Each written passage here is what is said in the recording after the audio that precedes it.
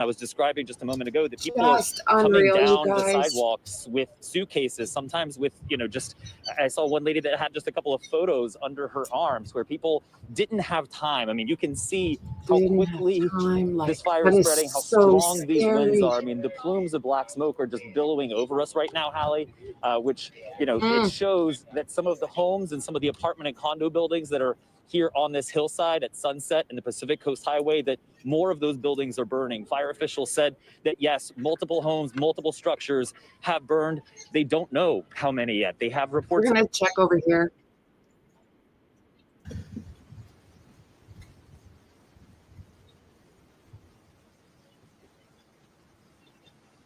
Oh, Lordy.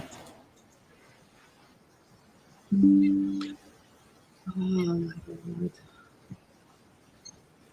Firefighters scrambled to the corral a fast-moving wildfire in Los Angeles hillside, dotted with celebrity homes, as a potentially life-threatening, destructive windstorm that hit Southern California earlier today, fanning the blaze seen for miles. Traffic going crazy. They can't get out. Of course, first and foremost, any firefight, LAFD, the firefighters, they always want to save life first and then property. So, we haven't heard of any injuries. It's obviously too soon. So that is, at this point, really great news. Unfortunately, we've seen so many homes that have gone up, and then images like this from earlier of cars that were just sort of left abandoned. This is a live picture, in fact. Wow. We overuse that phrase, this looks like a war zone, but that looks like a horror. Look at that, you guys. When you think about that, some of those movies where the cars are abandoned and everybody has to get out quickly, that looks like that image right there. Well, to paint a more clear picture, this is what I was referring to earlier, that LAFD said any abandoned cars, we're going to have to bulldoze your cars to clear access for the firefight. So at one point, they may have just been in a single file, and now they've been bulldozed to be pushed to the side. So all of these vehicles, and at last count, LAFD said in one spot was 30 vehicles. Clearly, there's a lot more, given this live picture as a photographer. And thank you to whomever is behind the camera for taking us up this road and showing us the damage of this Audi, obviously, as we're seeing there, the damage from the bulldozer on the side. It looks like maybe a pet was in that vehicle as well. We've heard a lot about that today, too, where people have gone out and looks like some groceries. In the back. They had gone out to run an errand, and then the fire began, and then they couldn't get back home, and their pet was back at home, and they couldn't get the pet. Looks like the lights are still on, perhaps there, or maybe that's just the glare that I'm seeing.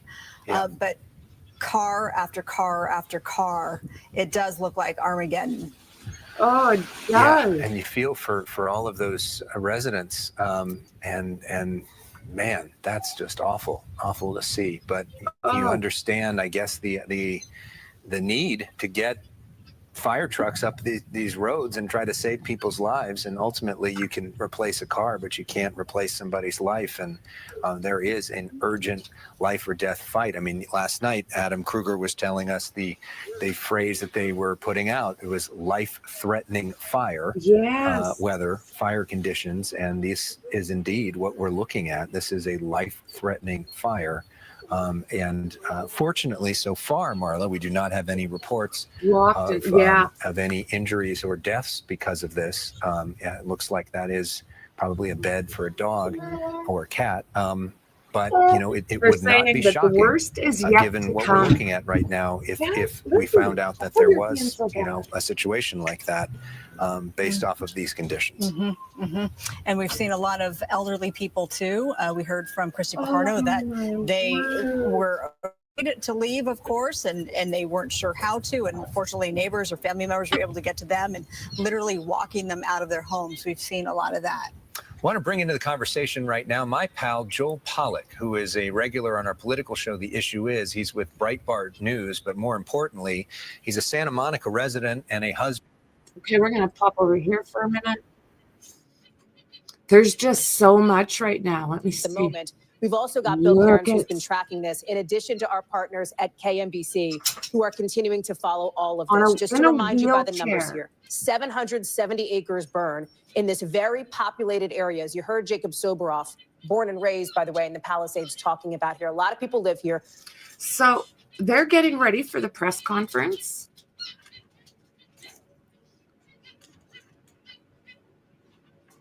There we go. They're glitching a little bit.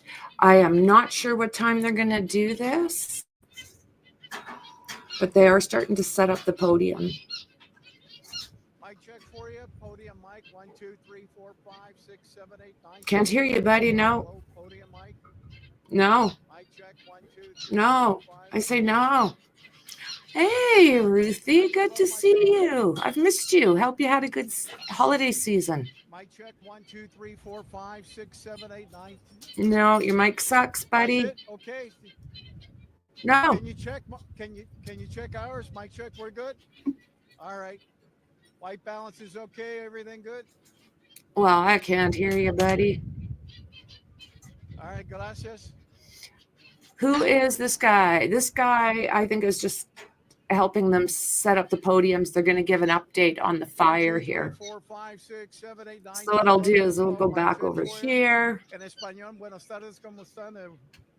And I'll keep an eye on that. Wildfire triangles and what that typically means. We need certain things to help fuel fires. We've got the Santa Ana winds that are helping to make this fire more dangerous and more intense. So we've got the topography, that's the brush, the trees, the hills in the area there in the Palisades. And the fuel is also the dry conditions there on the ground. The weather we have outside right now. It's supposed to get up to 100 and these kilometers. strong, significant northeasterly Santa Ana winds, the most significant Santa Ana wind event we've seen so far this season. Also new this afternoon, we've got a wildfire smoke.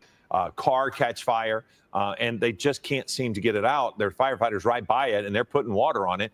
But with the fanning of the flames, it just keeps going. It is such a difficult firefight for the firefighters. We know, Josh Haskell, you are at Sunset and Palisades Drive.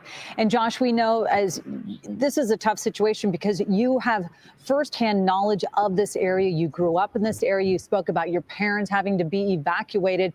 You obviously have a lot of loved ones as well in this area.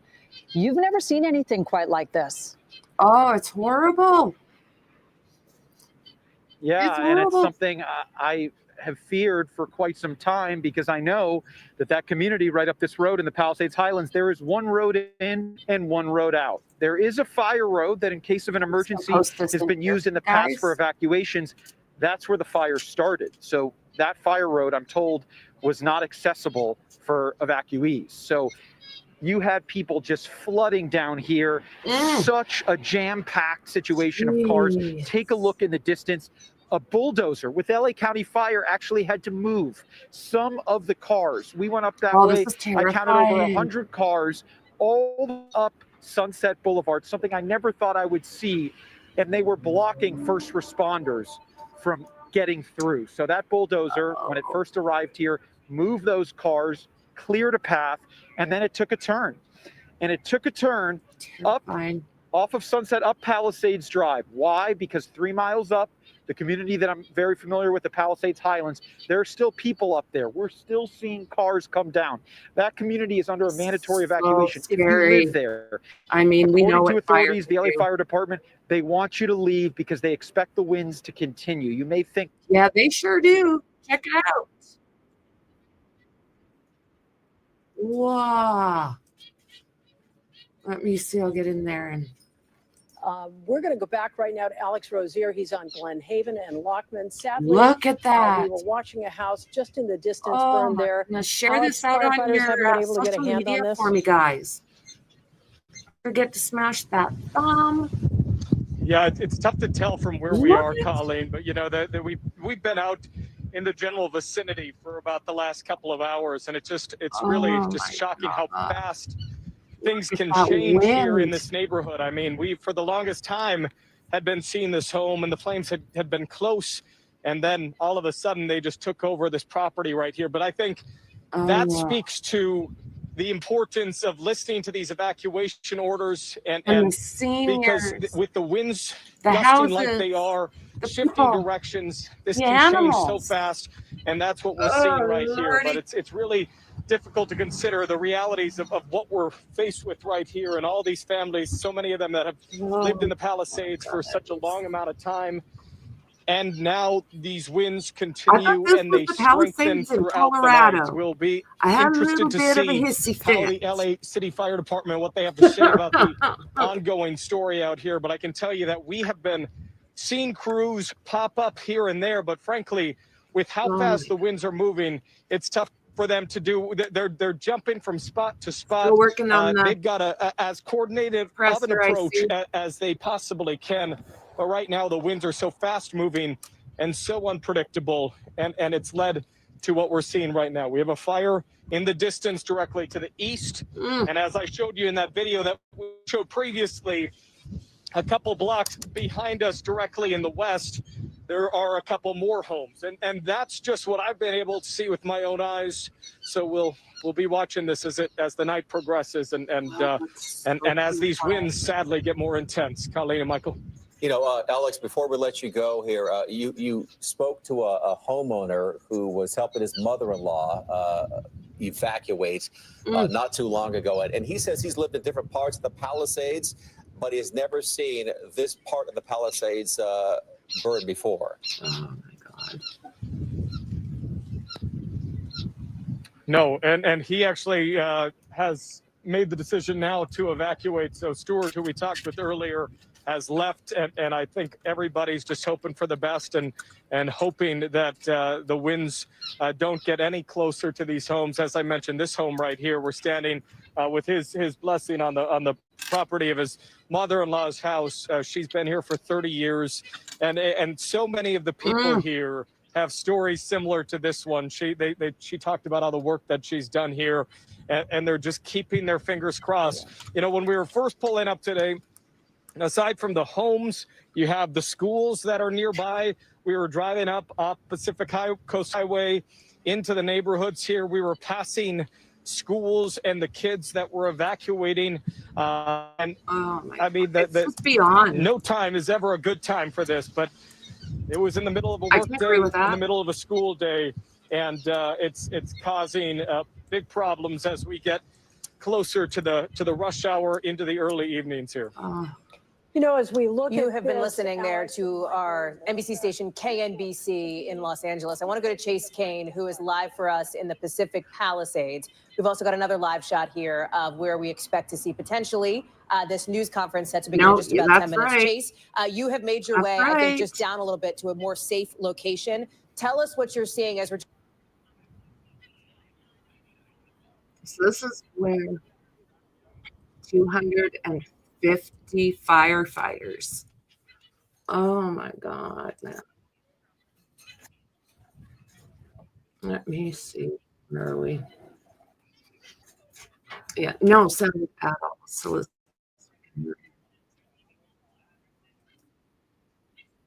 evacuating and say they also saw neighbors' homes on fire. But there's also stories of heroism, including one man that we spoke to a short while ago. His name is Patrick Hildebrand, and I want to share with you with what he told us. Well, you know, it's at your risk.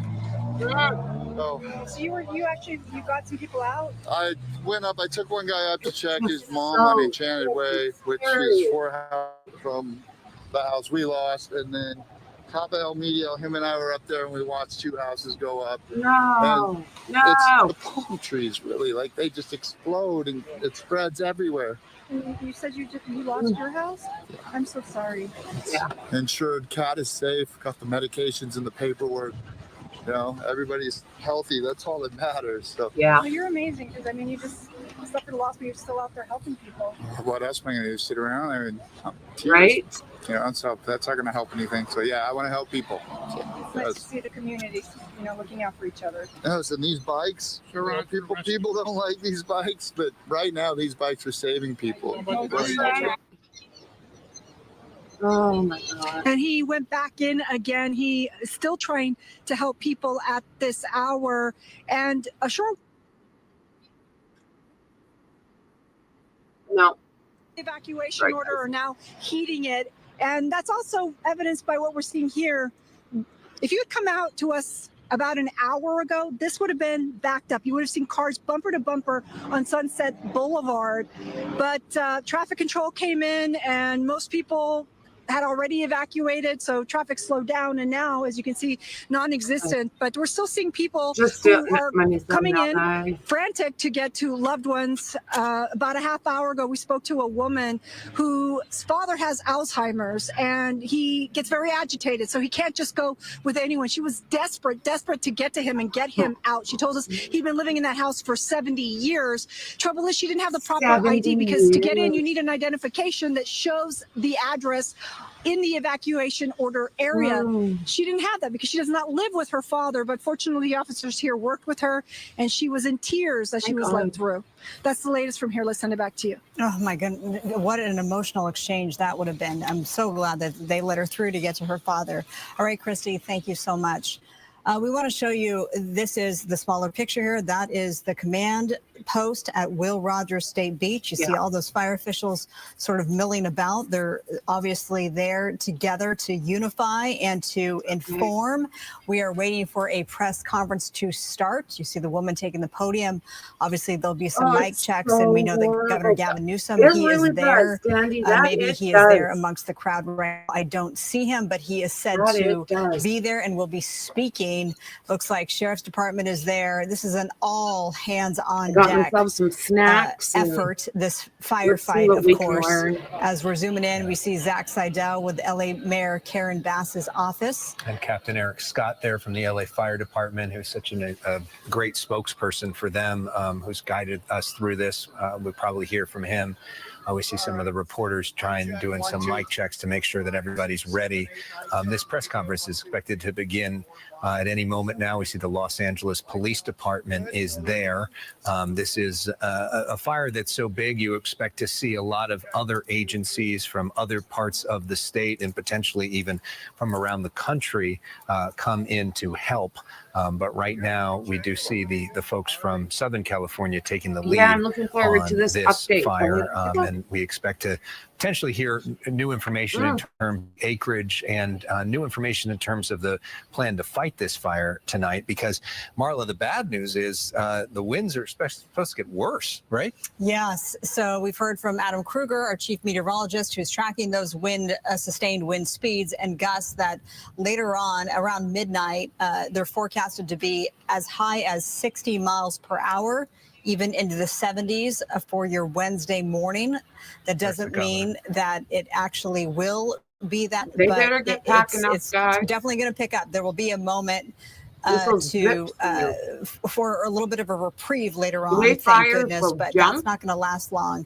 And I know that you're pointing to LA County Supervisor Lindsay Horvath is there, Governor Gavin Newsom, and was so surprised at how they would jump the governor just arrived here along with some of the other officials. Governor Newsom was in Southern California, supposed to be with President Biden today in which is in the Coachella Valley, to designate a national monument.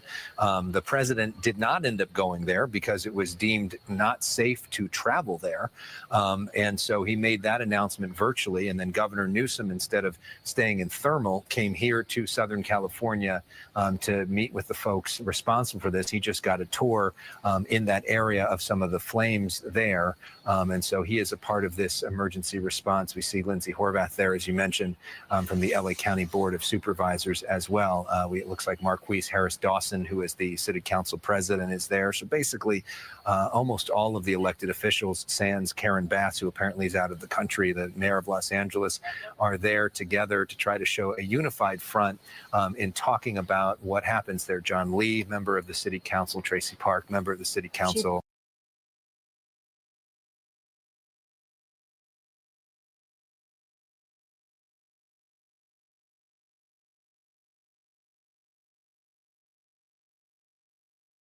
Whoa.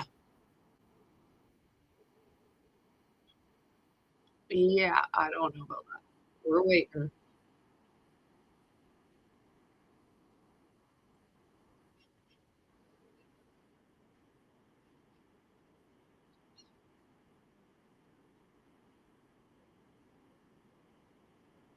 Oh my God.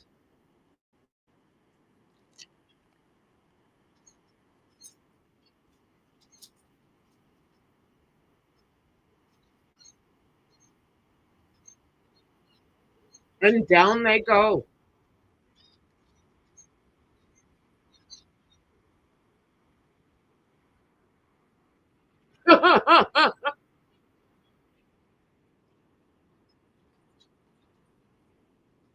Where are the fires?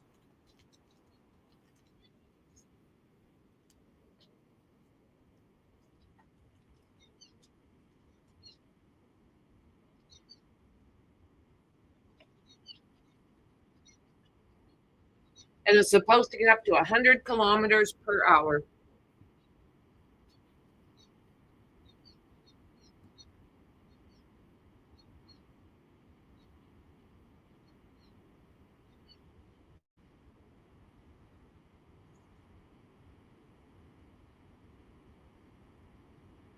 I mean, it's just like a little matchbox. It goes so fast.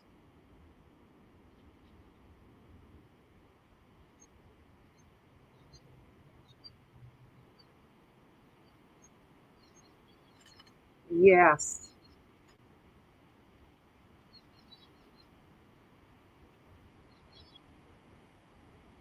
I'm a total mess, or I'd come on so I could visit with you guys, but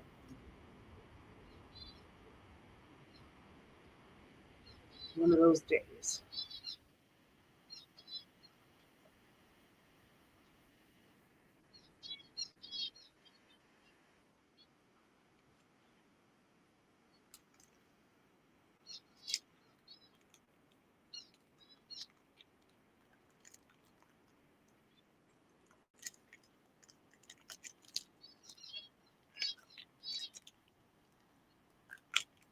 And down they went.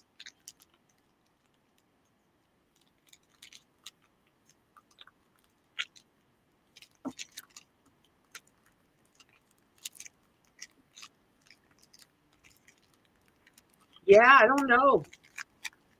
I don't know if they've been getting much weather at all.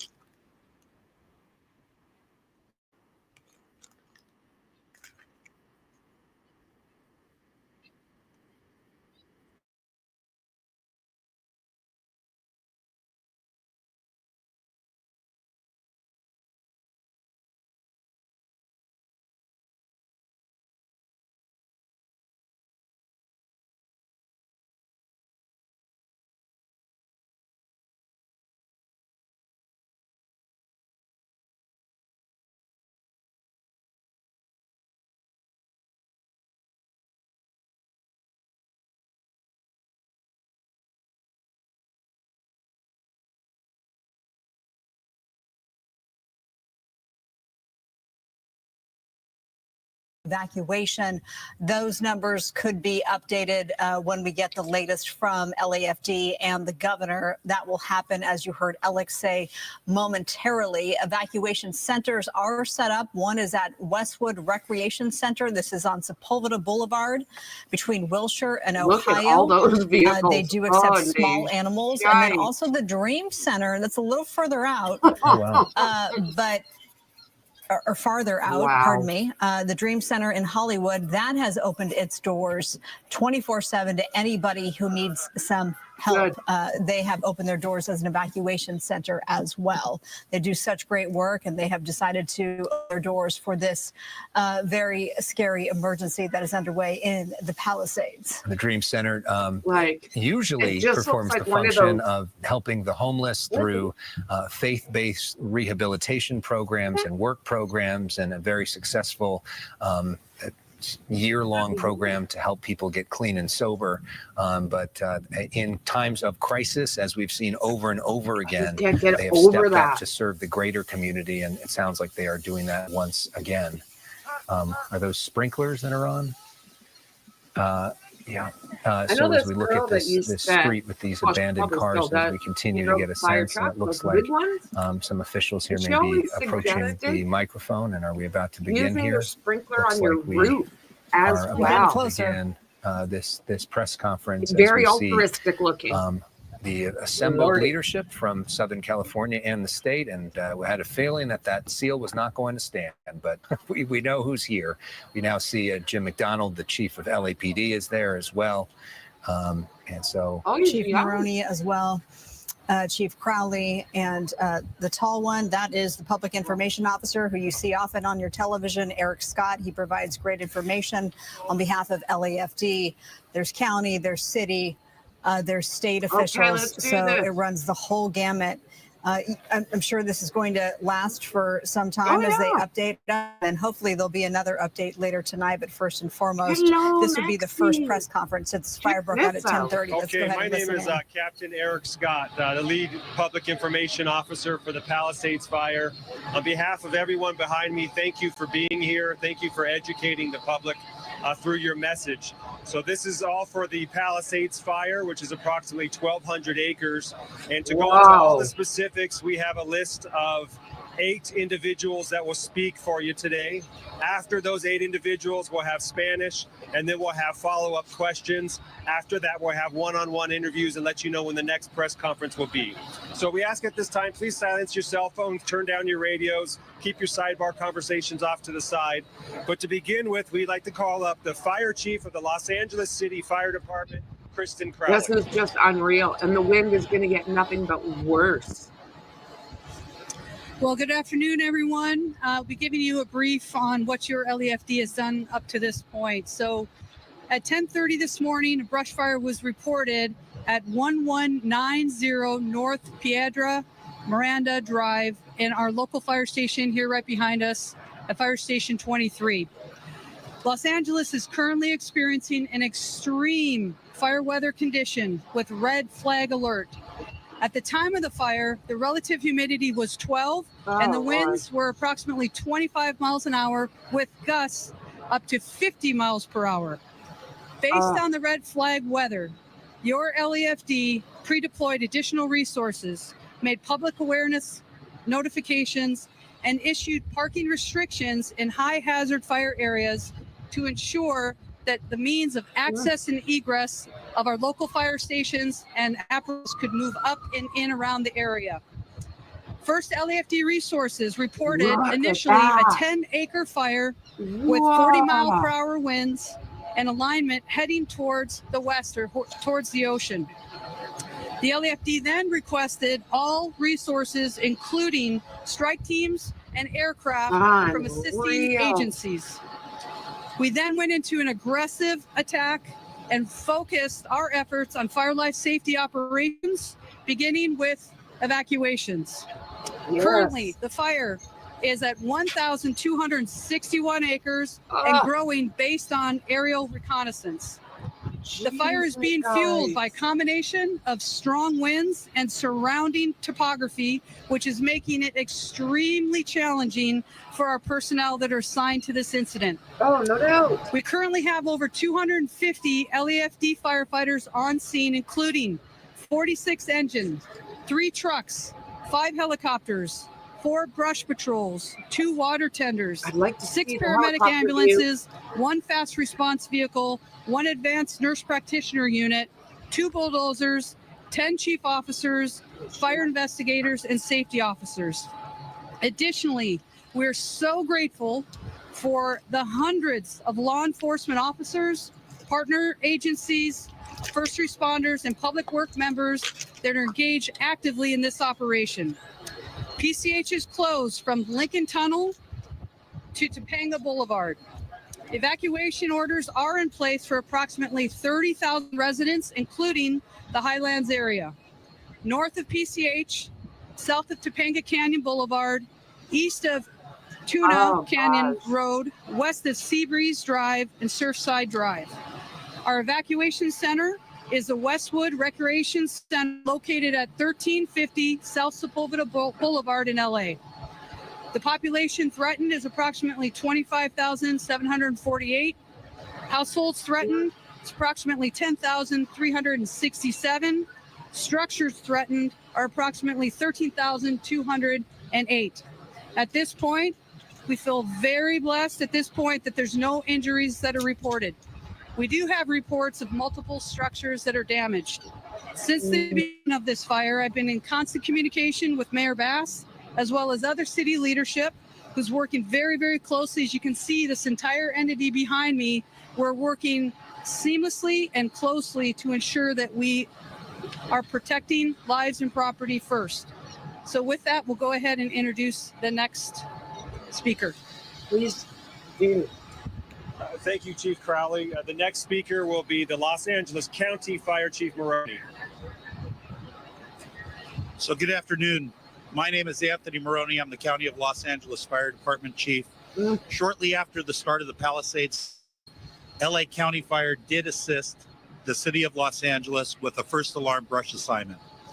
At 11:30 hours this morning, our LA County Fire Department went into unified command with the City of Los Angeles, and at 12:30, our CAL FIRE partners from the state went into unified command with not only LA City Fire, LA County Fire, and LAPD. Not out of danger. The National Weather Service has predicted that the winds are going to pick up and get worse. We're going to have the most significant wind event between 10 p.m. this evening and 5 a.m. tomorrow morning. So it's incumbent that everybody have a wildfire action plan for their home if in a brush-covered area. Please visit the LA County Fire Department website for Ready, Set, Go information.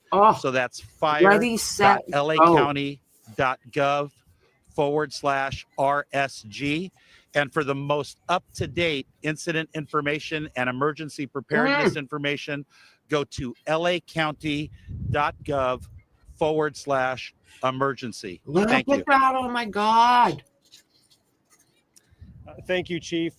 During emergencies, always by our side is our friends from law enforcement. So we'd like to invite LAPD Chief of Police Jim McDonald.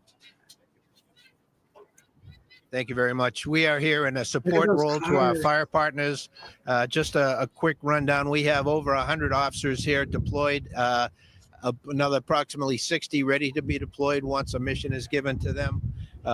So far, the major job for our people have been evacuation, traffic control, allowing ingress and egress to emergency vehicles, and those can be helpful. I would have an ask that if you would, please do everything you can to open up the streets so we can get the resources we need to be able to deal with this emergency. No looky-loos, Please take guys, this wind no emergency very seriously. As you heard from the speakers before me, this is something that is going to get worse throughout the night. So we all have to look out for each other. Terrifying. Areas of evacuation so far, about 30,000 people have been evacuated from a total of 10,000 households or 15,000 structures, to include businesses and other buildings so far, with no injury. So we're very thankful for that. But we truly ask for all assistance that we can get in making this as smooth as we possibly can. Thank you. Yeah. Thank you, Chief McDonald. We'd also like to call up LA County Supervisor Lindsay Horvath, please. Thank you. My deepest thanks to the first responders who are working tirelessly to fight this Palisades fire. Moments ago, Chair Barger signed LA County's emergency proclamation for this fire, for the severe wind event and all of the fires related to it. As the National Weather Service predicted, this is a life-threatening situation. Yes, To our Palisades and Topanga community under evacuation order, please leave. Ensure your home is unlocked, the power is off, and making sure first responders can easily access the structure. This is essential to keeping you safe and to allowing fire and first responder personnel to do their work. For our unincorporated communities in Santa Monica Mountains, including Sunset Mesa, Topanga Canyon, and Malibu, all under evacuation order and evacuation warning, please ensure you are checking emergency.la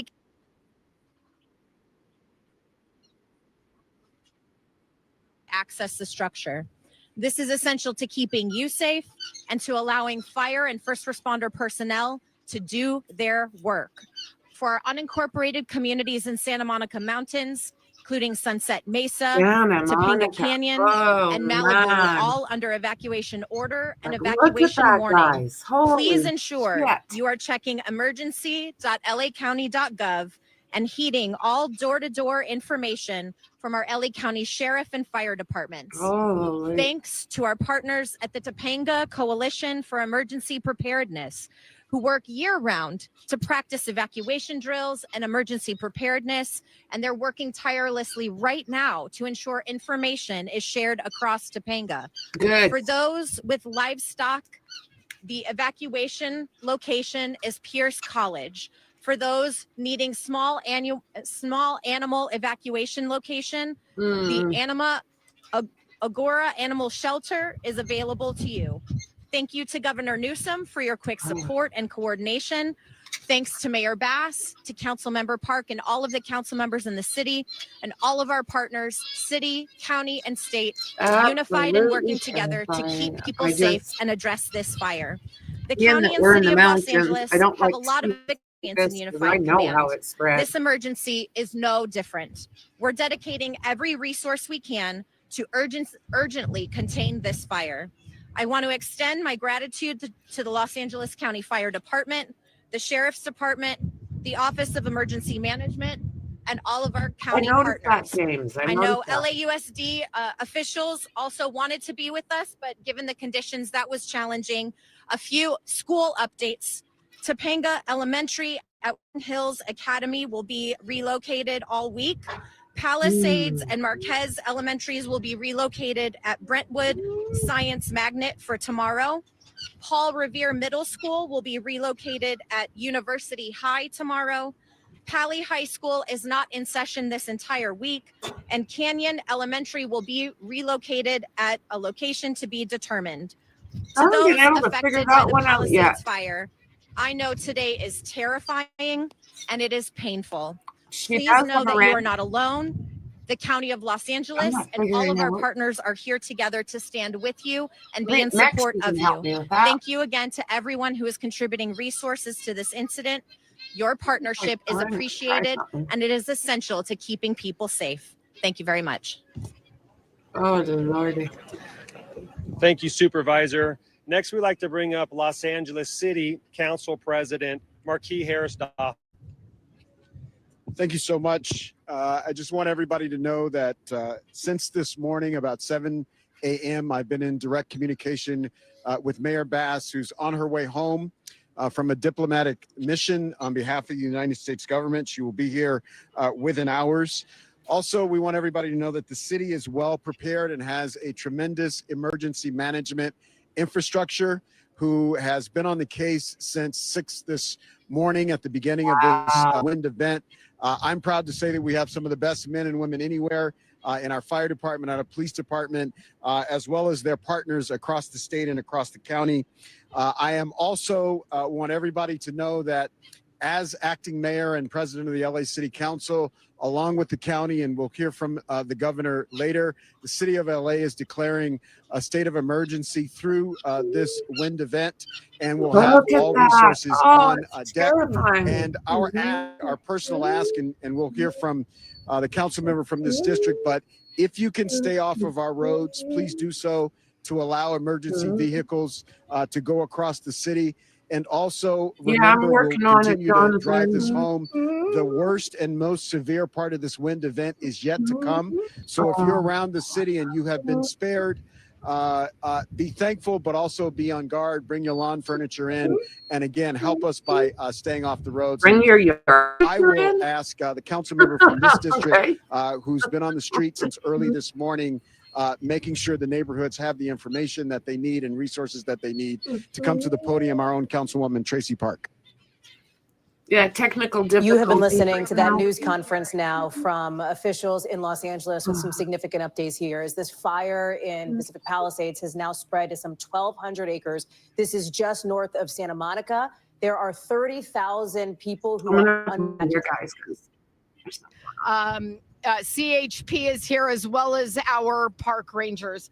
Obviously, the scope and scale of today's fire here in the Palisades has been terrifying. Absolutely. We are so incredibly grateful for the swift response And to my constituents here in the Pacific Palisades, I want to reiterate, this is not a drill. This is an actual public safety emergency. Areas west of Mandeville Canyon and north of Sunset have been ordered for evacuation. So please make sure that you are packed and ready to go and complying with all directives being given to you by law enforcement and our partners at the fire service as well. 30,000 LA City is people under activating evacuation emergency orders. shelter at Westwood Recreation Center. 30,000. People in the Palisades who have been displaced by today's events are invited to go there. We are working with animal services to receive and care for pets that are being displaced as well. And as additional resources come online, we'll be providing those updates for you. Local residents should follow along for additional information and updates through official city channels, as well as LAPD, LAFD, and LA County updates, as this is a dynamic situation. This is a fast-moving and growing fire at over 1,200 acres at this point. And with the predicted wind patterns and continued weather event, we expect the situation to continue through the evening. It may take our partners at fire a couple of days to get the situation under control. It may be some time until people are allowed to return to their homes and residences. Look at how black Please it is. bear with us through this period as our public safety partners work hard to protect lives and property and ensure that this area is safe before people return. In the meantime, if anyone needs additional assistance, I would welcome them to reach out to me and my team. All of our contact information is 11.lacity.gov. Thank you to my friends and constituents, and thank you to all of our partners, including Governor Newsom, for being here with us today. Thank you so much. All righty then. Thank you, ma'am. We'd like to now ask Council Member John Lee to please speak. Yeah, absolutely huge. First of all, I just want to thank all the firefighters who are and first responders that are fighting this fire right now. Yeah. Also, a big thank you to all the organizations throughout the city, county, and state that are assisting our firefighters in what they need to do today. As chair of the Public Safety Committee, it's my job to monitor situations all throughout the city of Los Angeles. And the most important information that I can share with you today is to all of our residents. As soon as we get any new information, we are trying to disseminate that as quickly as possible. It's important that you listen to that information. As someone who represents a district that is commonly affected by fires, I'll tell you one of the issues is we ask our residents to do is if you're asked to evacuate, if you're asked to stay off the road, whatever it is that we're asking you, if you're in one of those affected areas, that you don't create additional problems for our firefighters so our firefighters can focus on what they're supposed to do, and that's getting this fire out. Thank you all for being here. Thank you, Council Member. And now we'd like to ask the Governor, Gavin Newsom, to please speak. Like everybody, hell of a way to start a new year. Oh, hell of a way. Again, let me add my voice, the voice of so many others, and extending deep appreciation to the men and women in uniform across jurisdictions. I want to thank, in particular, Chief Crowley and Chief Roney for your outstanding leadership, Police Chief, Sheriff's Office, all of our local law enforcement agencies that work hand in glove. There is simply no better mutual aid system anywhere in the United States of America. And you're seeing it now in scale once again here in Southern California. I say once again because we were here not too long, the Franklin fire. A few weeks prior to that, the Mountain Fire, November, December, now January. There's no fire season, it's fire year, it's year round. And it's incredibly important that we heed the warnings, the calls, that we're not out of the woods by any stretch of the imagination. You may feel at home that you're fine down in Riverside County, San Bernardino County, down in Ventura County, other parts of the state, but there's a reason we pre-positioned hundreds of assets and personnel on Sunday in anticipation of this wind event. 110 engines specifically were sent down. Wow, 35 by Cal Fire, 110. 65 through our mutual aid system, through the Office of Emergency Services, water tenders down here, 7 new helicopters we brought from Northern California down to Southern California. We just brought our other parts of the state, but there's a reason we pre-positioned hundreds of assets and personnel As soon on as Sunday. okay, look at this. 5 a.m. tomorrow will be peak winds. And having just quite literally an hour or so ago gone up the canyon and saw firsthand the impact of these swirling winds and the embers and the number of structures that are destroyed. Not a few, many structures already destroyed. And the fact that people were still not evacuated, still did not heed the warning. So many people We're just coming down the That's canyon. The scary thing. Is a reminder of how serious this moment is and how important it is you listen to these evacuation orders. We've all been to memorials. I've never been to a memorial for a building, but for family members and loved ones. I know you cannot say this enough. It's foundational. One other thing I want to say, because you can't say it enough, is expression of gratitude. The President of the United States happens to be in town. It didn't take more than a text message to get the FMAG approved, which means we're getting reimbursed for the vast majority of these. Look at this.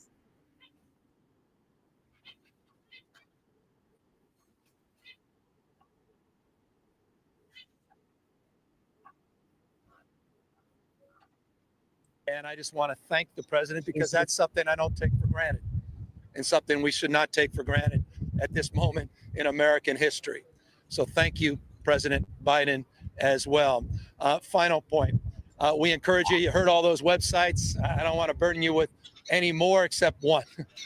Fire.ca.gov. And why do I say that? Nothing like it in the country. It's nothing like that we've seen in any jurisdiction around the world. 3D maps and live cams on fire.ca.gov would also say the evacuation orders. I encourage people to take a look at that.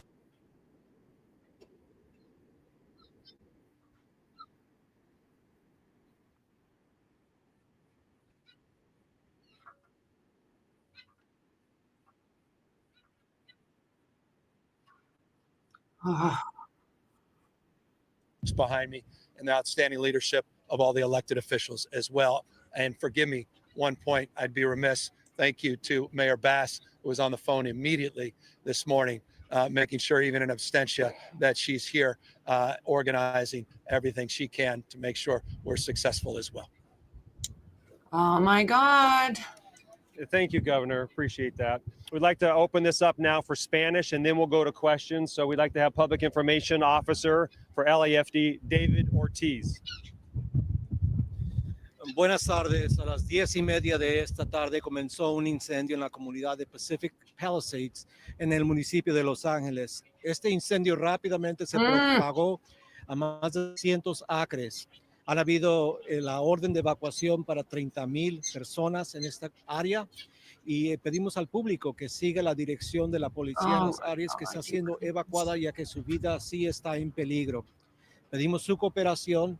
Este incendio no es típico de esta magnitud y de este poder y potencialmente puede quitar vidas. Por eso pedimos al público que siga la dirección de los oficiales que están en el área. Cuando le dan la orden de evacuación, siga esa orden de evacuación. Estamos en comando unificado entre el municipio y la ciudad de I know I keep bouncing if Newsom around. doesn't do what he wants, that's why he was suggesting that Joe Biden did not give any questions asked there.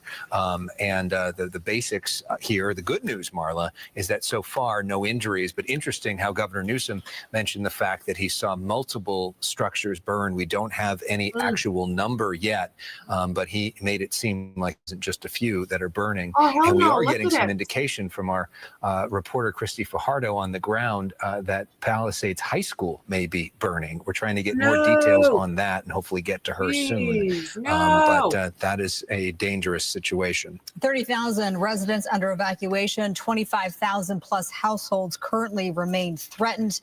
Best news is no injuries to speak of. Again, it's early in the investigation and in this firefight, so that could very well change. You mentioned that Pacific Palisades Palisades High School is currently on fire. The Getty Villa was also threatened earlier, but I'm seeing images and being told that the flames did make its way around the Getty Villa. So that at this point has been preserved. On the ground, we also have Chelsea Edwards joining our coverage now. If Chelsea's kissing of the feet. Yes. President of the United States said, yes, what else do you need? Emergency proclamations being drafted as we speak. And I just want to thank the president because that's something I don't take for granted and something go back and then shelter in place. This area is under an evacuation order, but earlier today, the fire, they say, jumped Palisades Drive, and this is the only way in and out. Firefighters just thought it was too dangerous to be getting people down this canyon, so they pushed everyone who was on the north side of it up and everyone on the south side of it down and told everyone on the north side to shelter in place. But you can see these cars coming down now, so this is good news. They just allowed these residents out of their homes. I understand we've got another press conference that we're going to. Is that right? Yeah. So Chelsea, thank you. We're going to go back to the press conference. They're now answering questions. Let's listen to Chief Kristen Crowley. We did push out information for people to evacuate. Now, the lean forward posture, and I want to talk that first and foremost, was communicating the potential threat of what was coming. That information was out. It was out early in regard to everybody be ready, set, and go. When that go order came out, at that point, that is that very important point where the public can and should heed that warning and start to evacuate. Now we know there's limited access and egress in certain areas within the hills right behind me. So with that, that's what we believe did happen. People did evacuate. It was slow to evacuate. What I have been briefed on is that the evacuations were slow, but they did occur, and we will follow up on that if there's anything better in the future that we can communicate to the constituents and continue to train to that, because the evacuation order, we can never do it early enough. So with that, we want to continue to work with the community, ensure that when that evacuation order happens, that they can evacuate in a timely manner. But we understand what you're saying. Sure. You mentioned the current administration. I'm not getting into politics of it, but what's your message to the incoming administration about what we just saw here today, given that that's going to be part of, we know that there's city collaboration, state and federal collaboration. Well, we're all in this together. None of us are asking for respective political identities around here. Everybody's rowing in the same direction because everyone gives a damn. They're here for each other, and that's the spirit that defines the best of this state and this country. No one here is playing politics. We have an American president and Joe Biden that recognizes his responsibility in times of emergency. When Americans are in need, he steps up, he steps in, not qualified by a particular request or an expectation. And so, again, I say what I said because I at the moment, I don't take that for granted, candidly, like I have been in the last few years. It's rather precious. And my message to the incoming administration, and I'm not here to play any politics, is please don't play any politics. There's a time and place for that. And at this moment where your question only reinforces the moments, the precious moments that we have to evacuate, we don't have time for any of that mishigash. Go ahead. With the worst winds yet to come, what's the plan in place? Obviously, I know you're probably trying to get as many, boots on the ground as possible, but also in the air, coming from people who are, they literally just left, as you're saying. They were wondering as well why, I know you guys are probably doing everything you can to get as many aircraft, but to drop more water, that's their concern. So your question's in reference to the increased severity of wind and resources? Okay. Yeah, was your question regarding nighttime aircraft operations? Yeah, just obviously the worst is yet to come at about 10 p.m. and overnight. Oh, Lord. Right, so the plan is they're developing a plan for nighttime air operations. It's going to be a combination of LA City fire units, LA County fire units, state fire units, and that quick reaction force of the CH-47s that drop retardant at night. We are going to take advantage of the lower temperatures at night, but with increased wind speed, aerial firefighting becomes more dangerous. There is a cutoff mile per hour wind at which we will not operate at night. Flying during the night is more dangerous than flying during the day. We want to make sure that we don't get anybody killed. Yeah. But we do want to fly both day and night. So we're going to have to wait and see what happens. I mean, it's going to be interesting. If the winds are going to get worse right now, it's going to be very difficult for our aerial assets to actually make a difference for the folks on the ground. What's the cutoff with?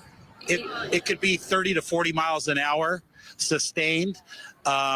You know, we do have history of operating with high gusts, but it really isn't effective because as the water exits the bottom of the drop tank, it just gets carried away by the wind and never reaches the ground. So there really is no point to putting people at risk if that firefight isn't making a difference. That's just terrifying. Look at everything that's been going on, guys. Was your answer question? Yeah, I mean, this is only one fire. We've got, 2 more days of this too. I mean, I don't know how many resources, how more people you're able to, Well, that's get the up beauty here. of automatic and mutual aid. So there's automatic aid agreements between all of these agencies here. They brought their additional boots on the ground. And as the governor mentioned, we have state mutual aid. So CAL FIRE's come in. We'll get the appropriate quantity and type of resources to mitigate this emergency. And it's an opportunity of neighbor helping neighbor. And we will do the same thing in Northern California when they need it. Yes, ma'am. So 10 o'clock, they're saying it's supposed to pick up some more. Yeah, this wind. And you can tell, look at the trees. Like, oh my God. I personally, sure. I mean, so questions about get the abandoned hell cars. out of there. That's a good question that has come up. Law enforcement assists us with evacuation, but please remember it's an active incident. We don't have the answers to all of these questions. We will certainly look at that. That's very important. I don't know if police felt like they wanted to make a mention to evacuations. Okay. Okay. Yeah, just on that question of evacuations, vehicles left in the roadway. If you have to leave a vehicle in the roadway, get it as far off the road as you can so that emergency vehicles can't get by. The gist of moving them with bulldozers was an emergency situation. You got to get those fire resources through, and they do what they have to do to be able to facilitate that. So we're asking really for the cooperation and think a couple of steps ahead. I hope everybody's It's not just your vehicle there, but then others line up behind you as well as they see what you're doing. And so I can't stress enough, please follow the evacuation orders. Do your best to be able to get out to safety. Bring the equipment you will need for the next couple of days with you because, as you've heard over and over again, this is not going to end very quickly. Thank you. And it smells like it's forest and on Saturday, expensive residential. State started to convene respective leadership across the state of California at the Office of Emergency Services. We started to pre-position early evening on Sunday in 6 or 7 counties here in Southern California, quite literally moved assets from Northern California into Southern California. Just as an example, moments ago, we had a chance to meet a crew from Santa Cruz and from Santa Clara County that just were deployed up the mountain. Nice. Those resources remain pre-positioned currently in other counties in anticipation of the concerns you just expressed and the wind events.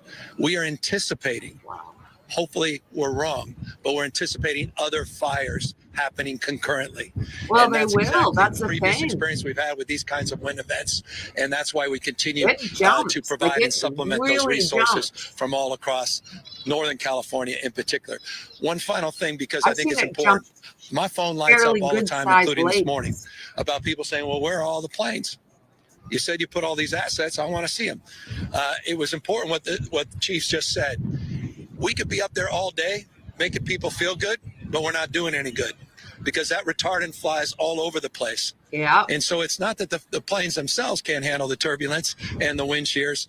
It's simply you're not suppressing anything. And so it is a point, I know, of frustration, but then it also reinforces the preciousness of the hand crews and the men and women that are on the ground holding the line that are up there as we speak. And that's also part of the specialty units that are part of these larger operations. We have an incident command team that quite literally is organized here in real time, and we're gaming out the next few days with the benefit of something we haven't had in the past, new technology.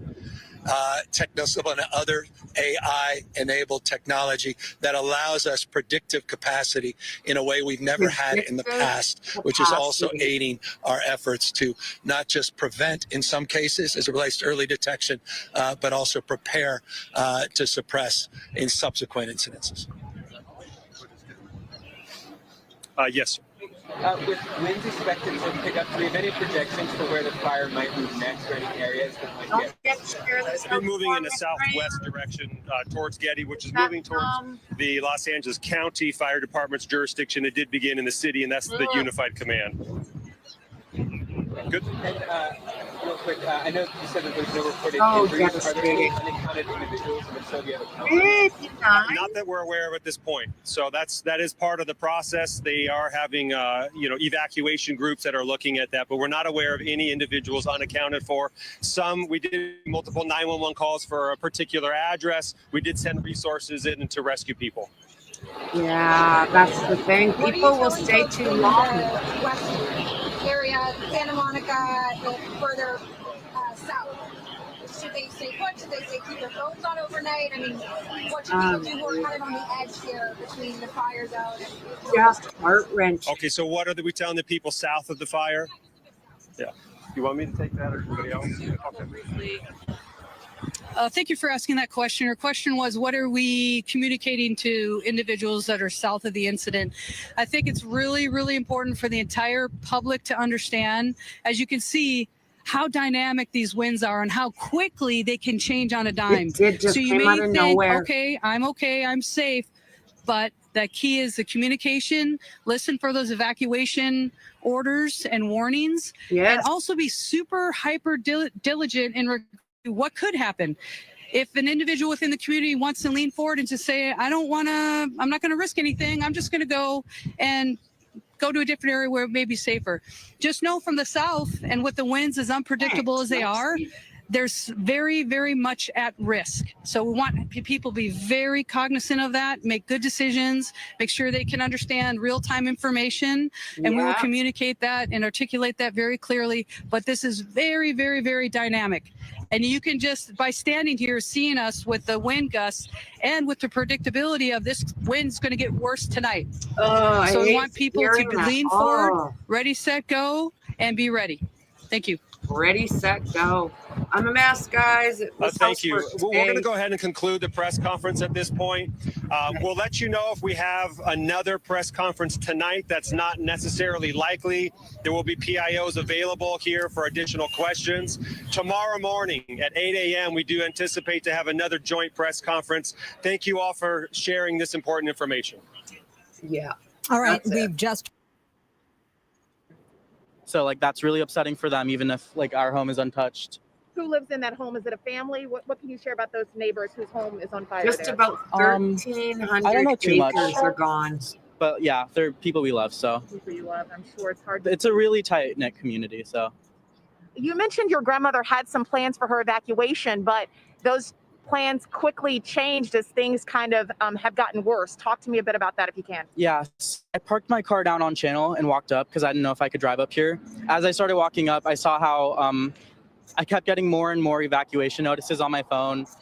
One was the Sunset Mesa area in Malibu, and then I was everything east of another road, which is where she would have evacuated to stay with a friend. So there goes those plans. But yeah. She was going to go, I think you said she was going to go to Malibu somewhere. Malibu, yeah. And then the people in Malibu got the evacuation order. Correct. So now at this moment, you don't know where your That's an grandmother is. expensive area. Yeah. Well, she just parked her car at the Bay Club, and then she just hitched a ride down there. So Yeah, and since we've been doing this live interview, I think we've seen 2 more fire engines head up the hill here to Malibu Village to try to get a hold on these flames. But again, the winds, as we know, is really what's fueling this. And the embers that are burning, I mean, since we've pulled up, we've seen glowing embers flying in the direction of our trucks, towards the direction of the beach and the ocean. That fire and can if jump, those blow into one of the homes that are beside the one that's on fire, well, we know how that could end. So we're hoping that doesn't happen. Thank you again so much for your time this afternoon, and our thoughts and prayers with your grandmother for sure. So that's the latest here. We're along Pacific Coast. people, the ones who had not evacuated, were streaming out. And now, as you can see, you can even hear them. Fire alarms are going off all around us. The LAPD just came through here and ordered the gas station that is on the corner here, the 76, to close. And we're seeing little spot fires. In fact, if we pan this way, you might be able to see that there was one started in the parking lot of this Gelson's, because every now and then we get these big gusts and it starts raining embers. And unfortunately, we've also been seeing the power lines arcing on Via de la Paz, a very dangerous situation. And those who had opted to leave are now leaving. And can we pan over there and show those shopping carts? That's how gusty it is. They're just moving around in this parking structure. And that is essentially what firefighters are dealing with at this hour. And you can see the gust just hit whatever was burning over there. Now we're starting to see flames. And that is how quickly the situation can change. Let's send it back to you. Yeah, we talk about the fact that embers in these situations can potentially go 2 miles. And so you think of all those spots that you're seeing in that image right there. There's a little fire there, a little fire there, in all these different directions. So not only could the fire start there, but those could then become embers that move in other directions that could start another fire. So what's so challenging for the firefighters, as you see from these images, is that you can't be everywhere, Marla. There's just too many fires. And it becomes a question of where do you go? What's the priority? And in some cases, it means you have to let homes burn, which is a horrible situation for any of the homeowners who are impacted by that. But that's the tough calculation that these fire crews are having to do. Let's go to Chelsea Edwards. She's at Sunset and Palisades, and you are, it looks like, where all of those cars were bulldozed earlier. Yeah. I mean, the only word that comes to mind, honestly, Marla and Alex, is apocalyptic. I mean, you just look at this and imagine the panic these people must have felt when this was going on. So they're trying to get out. This is in both directions, as you can see. And then a bulldozer, which was just up to the left up there, up on Palisades Drive, just had to come through and literally bulldoze these cars out of the way so that people, and so that emergency responders especially, could get through to either side. And that's because the fire is really on all sides of where we're standing right now here in the Highlands. So again, we're on Sunset Boulevard, right near Palisades Drive. This is where a lot of people up in the Highlands were told to evacuate, but then the fire jumped Palisades Drive, which is really the only way in and out of that particular neighborhood. And that's when authorities made the difficult decision to say, you know what, if you're north of this, you got to go back and shelter in place. We'll try to come when we can. Thankfully, they have been able to do that. Those residents who are up there have now been able to come down the hill, which is very good news. But look at some of this aftermath. Elliot, if we can turn to our left here, look at this canyon. So when we first got here, this was on fire. I mean, you barely see. Visibility was very, very low. There's a lot of debris in the air, still is in the air. And you can see how the wind is just pushing the smoke. So echoing what Christy was saying, the wind is just so unpredictable. I mean, there's times where it's kind of laying down and it seems almost like it's not moving, and then out of nowhere, my colleague Elliot Mendoza and I are almost, we're about to get knocked over because it's just so powerful in one direction, and then 2 minutes later, it's blowing in the other direction. So right now, obviously going pretty strongly this way. But look at this charred hillside. There's just no vegetation left on this. And unfortunately, from our camera and from our angle from the last for probably an hour now, we have seen a lot of plumes of black smoke, very large plumes of black smoke. A big one is up there, which is sort of in the Highlands neighborhood. It's hard to tell exactly where that is, but it appears that there. Oh, sorry, Elliot. Sorry, I just stepped on some debris from a car here. This is actually a side mirror, it looks like, that was bulldozed off. But when we look up there and we see those plumes, unfortunately, that's an indication that homes are burning up there, especially when they're that size. So they're saying it's going towards you can see the smoke is thickening right as well, and we've been seeing a lot of this where the conditions just rapidly change. For a minute there, we were up this way on Sunset Boulevard to the east. Our live truck was kind of parked and facing uphill, but all of a sudden flames started coming from this Lake Shrine area, which is just south of this hedge where we're standing here. And they got so close to the truck, we had to just jump in and get out of there. There were actually some people who were not firefighters. I'm not sure who these people were, but they were picking up the firefighters' hoses and trying to save some of these cars because the flames were just coming right up against these cars and right up against our live van. I actively saw them save at least one car up that way a little bit from just going up into flames. And of course, the danger is that any of these cars go up into flames. These are all scrunched together. No one has keys. There's no one here to operate these cars. If one goes up, there's a high likelihood that they could all go up. Just look at this scene. I mean, look at the force that would have hit this. You got the side mirror knocked off. You've got this whole front bumper, this whole front area they were dented. just dozing it all over here, into same a thing. pile. I mean, they just had to plow their way through in order to get these emergency responders to different areas. Yeah. Now, again, the fire is on all sides of us. So if we look up this hillside, you can see some charring up there.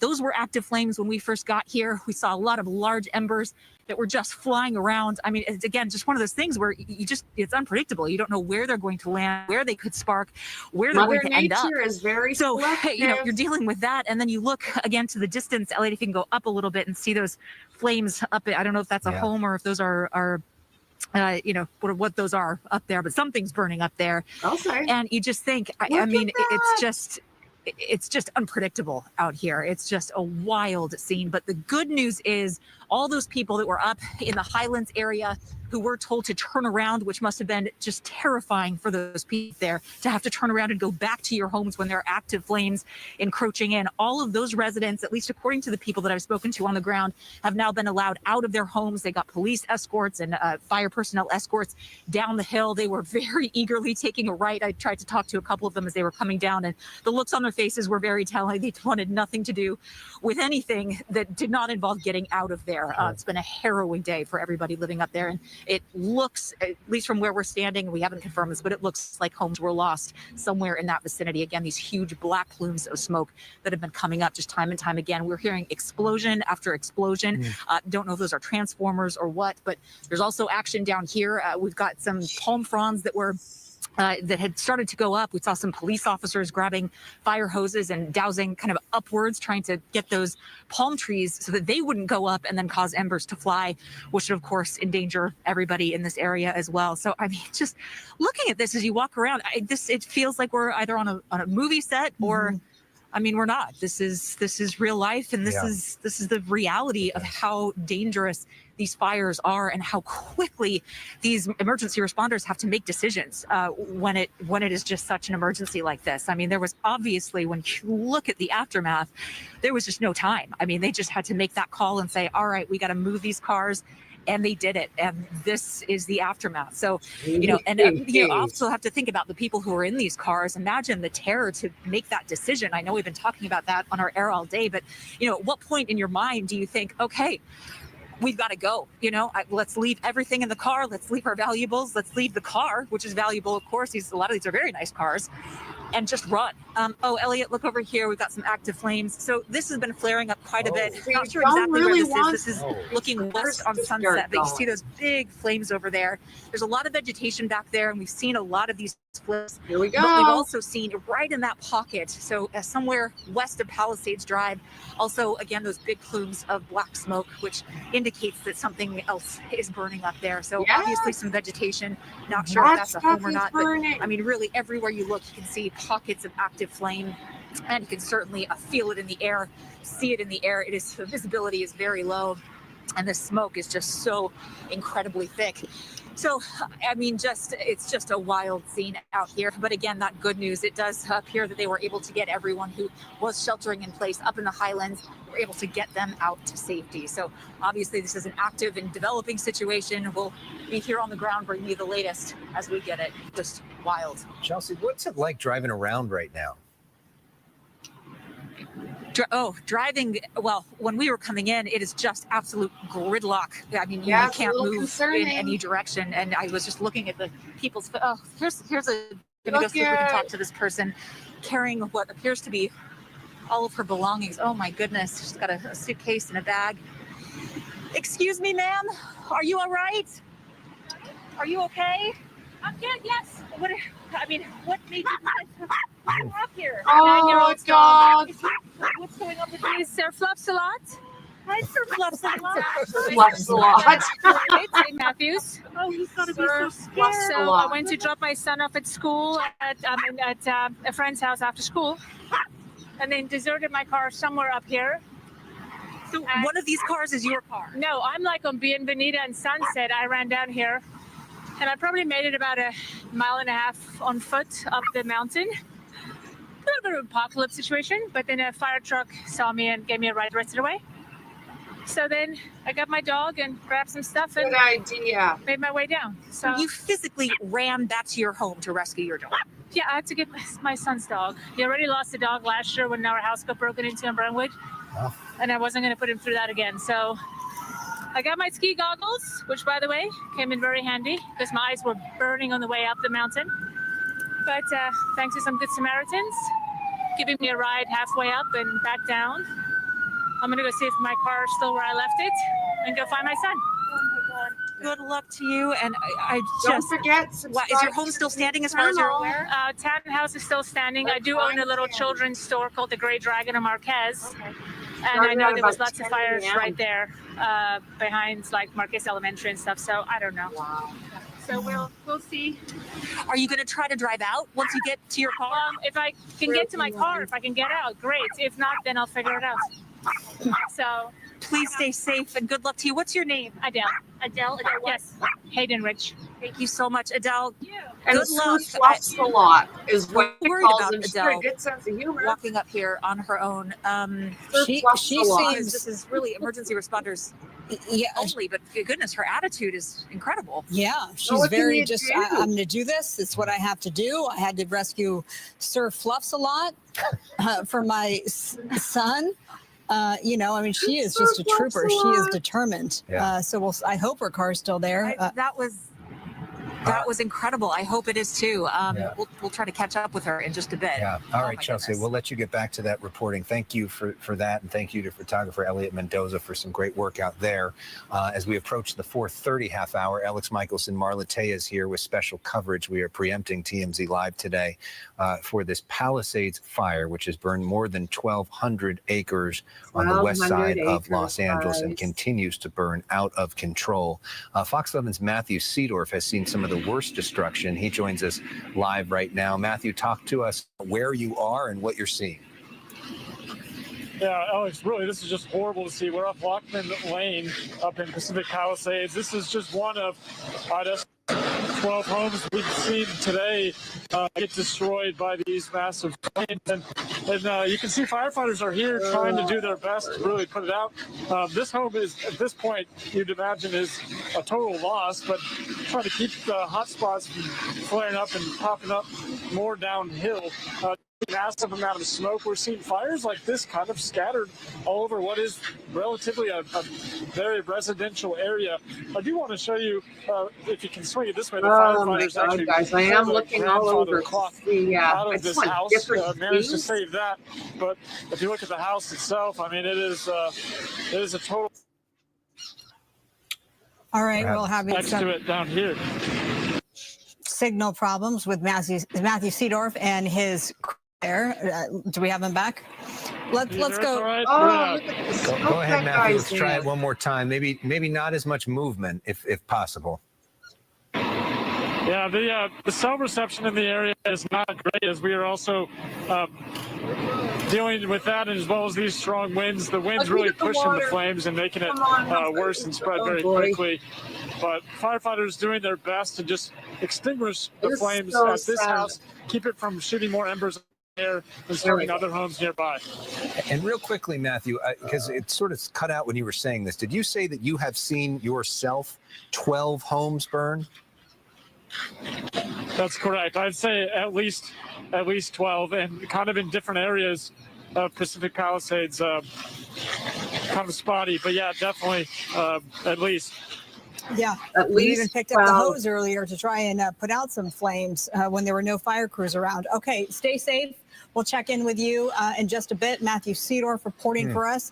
Let's go to Christy Fajardo. She has another vantage point of Pacific Palisades. Christy? Yeah, we're actually on Sunset at Villa de la Paz, and I told you in the last live shot that we were hearing fire alarms going off, and we now know that some of that smoke that you see right over there is coming from an apartment building that is on fire on Temescal Canyon Road, and we actually saw the flames jump Temescal Canyon Road, and we also saw fire on Pali High property. And Erin Lynch, we actually met her earlier, a couple hours ago, when things looked much different, but you drove through there. What did you see at Pali High? Yeah, there's fire in the stadium. The stands are burning. There's vegetation on the high school property. Even the road had some fire going across it. The pavement, you know, the blacktop. And yeah, and then that huge building across the way was completely engulfed. Oh my When we met you earlier, you had left your neighborhood. Things were looking a lot better. Then the wind came in, and we witnessed that firsthand. Suddenly, the sky got really dark. Evacuation orders Started are in seeing embers place for flying everywhere. approximately And that's what you were driving out of. 30,000 You had gone to your residents. house to get your motorcycle. What did you see in your neighborhood?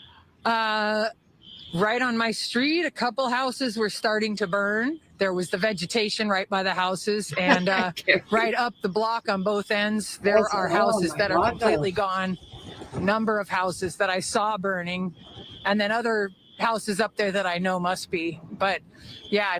Oh, I'm sure there is a ton of them. So they're saying so far there's been no injuries. And fire officials issued a mandatory evacuation for thousands of residents in the area from Merrimack Road to Topanga Canyon Boulevard and south to Pacific Coast Highway. Those not under evacuation orders are being asked to shelter in place. Traffic gridlocks has impacted major streets in the Pacific Palisades, including Palisades Drive and Sunset Boulevard. The LAFD said approximately 30 vehicles have been left abandoned on Sunset and Palisades. Sections of the 10 freeway and Pacific Coast Highway were closed to all non-essential traffic. And nearly 17,000 customers are without power across Los Angeles County. A separate brush fire is threatening West Hollywood, and that was earlier this morning, with crews working to contain that blaze. The cause of both fires is currently under investigation.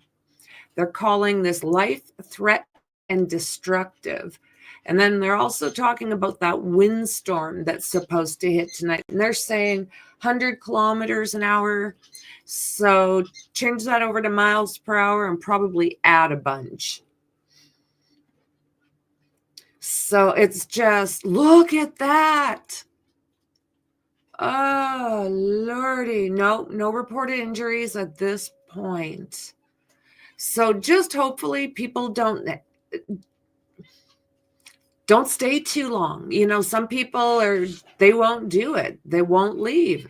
So they end up having to be pulled out or they don't survive. According to Cal Fire, residents in Greater Los Angeles County, San Gabriel, and San Fernando Valley, San Diego and Riverside Mountains, eastern San Diego Valleys, inland Orange County, Santa Ana Mountains, Inland Empire, and San Bernardino foothills should be prepared in case of an evacuation order. They're telling everybody to stay vigilant, avoid activities that could cause a spark, and have an evacuation plan ready.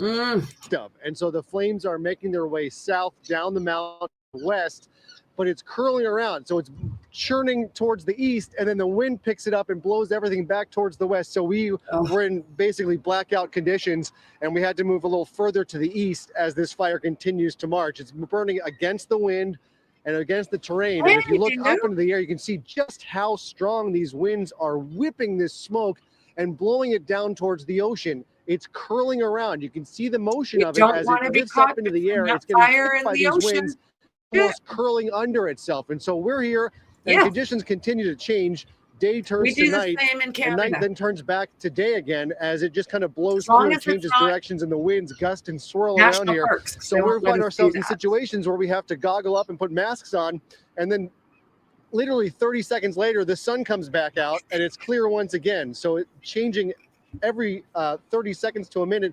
You never know how things are going to be. You can see the strength of the wind in these trees, a lot of vehicle activity, a lot of people evacuating, and a lot of law enforcement and emergency responders making their way through here, both with lights on, and it looks like some might be heading on out of this area. Again, yeah, get out of there. What do you excuse me, there was a lot of soot and ash and dust in the air, both from the fire itself and the wind just kicking up anything that it can. In fact, we saw a situation earlier today where we thought a hillside was on fire. It turned out it was just the sediment that this wind is so strong, picking it up and blowing it into the air. What looked like a fire turned out to just be dust. That unfortunately is not the situation here. We just spoke with a resident who believes her apartment about a half mile to the west here on Temescal and Sunset, she believes it is now gone and has not seen anything in terms of a firefight. Take a listen if we have that. Oh, I know. Okay, we're going to wait on that interview. That was with a woman named Jan, and she is just parked here outside this Ralph's. She believes her apartment just down the street here, about a half a mile, is gone, and she's very upset that she hasn't seen any kind of emergency response in terms of a firefight here on the ground. We haven't seen the normal aerial assault because the wind is blowing too hard for the helicopters. We've seen a fixed-wing aircraft cycling through here. In fact, I can see it at an elevation there right now, and it just needs to find a spot to be able to drop at a lower elevation, but we're waiting on that. Okay, I believe we have that sound from Jan, the resident, who believes her home is now gone. Take a listen. I live next to Temescal and Sunset, and my apartment building is now, the hill before it is on fire. I evacuated. I stayed as long as I could. I saw the fires come through the canyon at the park, and no one was there to help. It was terrible. There was no fire drops, no nothing. Very sad. I know they have a lot of other people to deal with and things like that, but the wind is horrible, guys. It's a tragedy. Get the hell out of your houses. I think the whole town is going to go because it's so windy right now that they don't have a grasp on anything right now up top here. They were down at where it started, down in the highlands, and didn't realize how fast it was going to come up here, and it is up here. And oh my God. Again, there's no firemen up here. None. Hate to say it, but there aren't. But what do you do? I mean, you can see there's not a fire truck inside here. And look at this. This is not good. No, it's not. But what do you do? What are you feeling? I'm feeling that I won't have a place to live anymore in my beautiful town that I have loved forever. It's going to be catastrophic. I hate to say it, but life goes on. You have to go on. What can you do? I have my dog. I have my car. I have my Social Security and my birth certificate. That's about all I have in my life right now. So, where are you going to stay tonight? I have a friend who lives in Culver City, thank God. So I do. I have a lot of people reaching out, which is a good thing. Nice to know that. But it's this is not good, guys. Where we're standing right now will probably be by tonight. Oh, Lordy. Well, look at it. And so that situation is playing out hundreds, thousands of times for residents trying to figure out what they're going to do. Again, This is looking west down Sunset Boulevard. It's almost as if these cars are emerging from the fog. The smoke of this fire, visibility is almost down to zero, just about a quarter of a mile from where we are. It makes it tough to see exactly where the open flames are, to see what is at risk, what is on fire, what buildings have been lost, because the smoke is so thick and it's not rising up into the air as much as it is just kind of blowing sideways across the landscape. And just a really eerie, scary, dark scene here in Pacific Palisades. And as that woman said, she believes and worries that this entire town is going to go up by the end of the night. And it's, it's hard to kind of argue with that scary thought. Where is the firefight going to come if this just is able to churn unstopped, unchecked? They're laying down Phos-Check lines. Again, we can see through the clouds every once in a while. One of those aircraft will emerge and we see it up there. So we know the firefight is happening. We just don't have the vantage point that we normally do because we can't see from above what is burning and where the... Let's look at this one here. They don't spark other spot fires and that they don't start setting more property on fire. Because again, when we look up this canyon, we have seen several, I would say at least very large plumes of black smoke, which indicates that there is property that has been lost up somewhere at the top of Palisades Drive. We haven't driven up there. Here's another example of that. So if you look up in the sky, you can see this kind of plume. So I don't know what's back there. I don't know what's over that ridge, but it looks like something is burning up there.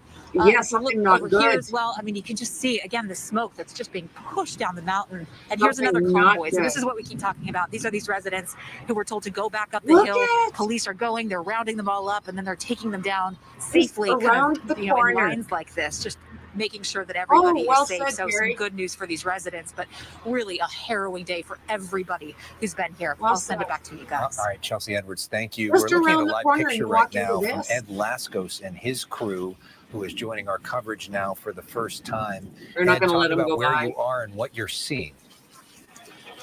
This is something we don't want to see. It means now that this fire burning within the village of the Palisades, Haverford and Antioch across here.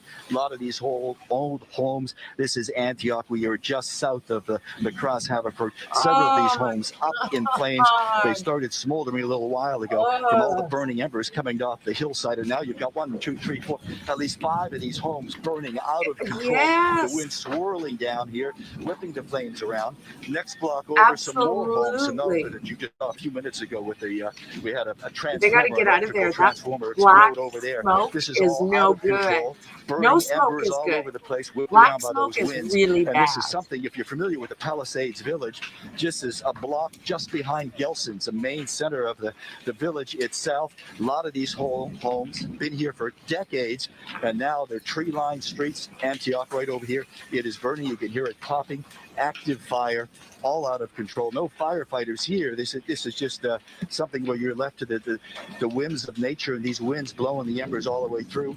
Last half hour or so, the wind's really picking up here, and as Micah has been showing you, our photographers, you see all the smoke blowing through. I'm sure you can also see some of the burning embers too. But these homes burning, it is a wildfire, an out of control blasting wildfire. Look at all these embers blowing through here.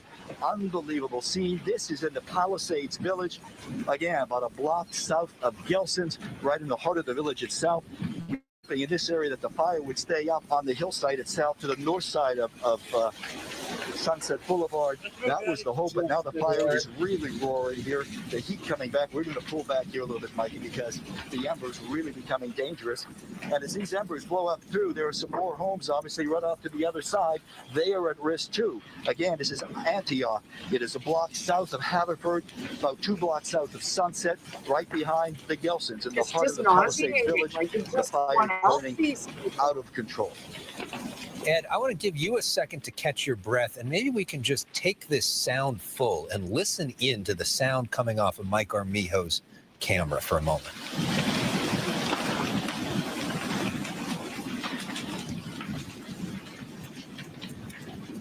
Look at that. Oh, makes me just want to cry. I'm not a professional journalist, so I'm allowed to have emotions, and this makes me want to cry. So you can hear those ferocious winds, and you can hear the destruction. Ed Laskos, as we bring you back into this, and I know you know this neighborhood, the Palisades, so well. Can you talk about this community, the character of this community? Whoa! Mine's now we're looking dandy. at power lines. This is my worst especially fear is dangerous. Talk the community if you can. Yeah, I will, but I was going to mention also the power line. Some of the firefighters were going by here a little while ago. There's still some folks in this area who haven't left, and they've been on the loudspeaker telling them, oh, as we have some more of the transformers blowing up here. They were warning people to watch out for the down power lines, thinking that they are still energized, and as the fire hits the transformers, the wires come down. That even brings yet another situation. But to your point, Alex, just the Palisades, very quiet, good question. community. Why power Lots of not children off? through here. The folks come here and they set up their homes because there's good schools in the area, very peaceful, not much of a crime. We don't really get out here. It really is because there's not much of a but you crime know what? situation here. I and mean, then you we've have got a fire lots of like this that snow. starts burning on the hill. So- And as you can see, these winds ripping right down Antioch, and there's no way to stop them. A lot of snow right Firefighters have no way of controlling this, and it's just one home after the other as it goes down toward the ocean. And I was going to show Mikey. Mikey, can you look at this over here? This is interesting. Here's a spot. There's the home right across the street. Look at this. That's how Look these at things this. happen. The embers, remember we saw That's them right. blowing? I mean, it's now they into that hedge, can burning this jump. home. And that, without any firefighters down here, is probably going to threaten and blow over and catch this hedge on fire. This vegetation in these homes are going to be at risk too. But look how quickly just a little ember like that gets going. There's a big pine tree right overhead. This whole area looks like a bomb, a war zone. Look at this. I'm standing in it, and I can't even believe it. So no firefighters that you see on the street right now? No. No, there are no firefighters here at all. But again, it's not a crack or slap at the firefighters. They've got their hands full. Right. They sure look at do. those burning embers down at the bottom of the street. Look at that. My goodness. Can't they send in so the everybody's National down here. I Guard? don't see any more of the residents down here. There are some folks who were driving around taking pictures. Going up here like that. But yeah, watch over to your left there, sir. This hedge is really going over there now. So it doesn't take long at all. Matter of seconds, it's going. There's another spot fire on the other side. So this home and the home right next to it, threatening as well. But no, we haven't seen any firefighters down here. But what could they do? Look at this. You see all these embers, big pieces, chunks of the palm trees blowing through here. The wind blowing through. It looks like just somebody turned on the gas on your stove and it's just roaring out of control. They need to be wearing protective clothing. The residents, thank goodness, they've evacuated. No one's there. No, yeah, watch out. Let's back up. But these wires are also popping. There's that embers to the left. Look at that. That's that hedge. Remember, we saw that just about 2-3 minutes ago. It's going. That home, my goodness, it's threatened as well. But no, Marla, to your point, we have not seen any residents. Well a couple said. of folks Now here 2.0, with their little cameras right? out, perhaps with social media or something. They're taking some pictures. But no, we haven't seen, luckily, any folks around here. There was a few folks on Sunset going through the village itself earlier. Oh, there goes that house, or what's left of it, all the way down at the end of that block. But luckily, most of this area, and again, we are just behind Gelson's, the heart of the village of the Palisades. It's evacuated, and this street, Antioch, just below, several homes, 5, 6 by my count, burning, several more threatened. What a picture. As we keep pointing out that the winds are just going to pick up. We're nearing the 5 o'clock hour. This fire broke out at 10:30 this morning as just 10 acres. It's now close to 1,300. I'm sure it's well above that. We haven't gotten an update in a couple of hours. And we're just seeing that this is one street in the Palisades. As Ed has said, this is the heart of it, right behind the Gelsons. Yeah, and look how quickly that fire, like right here. So I was so worried about Dandy. I'm like phoning and like, where are you? Where are you?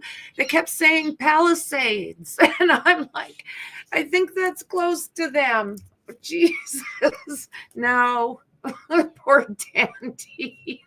One of the worst fires in Southern California, when there's this ferocious of winds, able to take embers in this many directions this quickly. There are simply not enough firefighters to be everywhere at all times. And so what happens is they have to pick and choose. And what happens is you have a street like this where there are no firefighters because they're busy somewhere else guarding another street.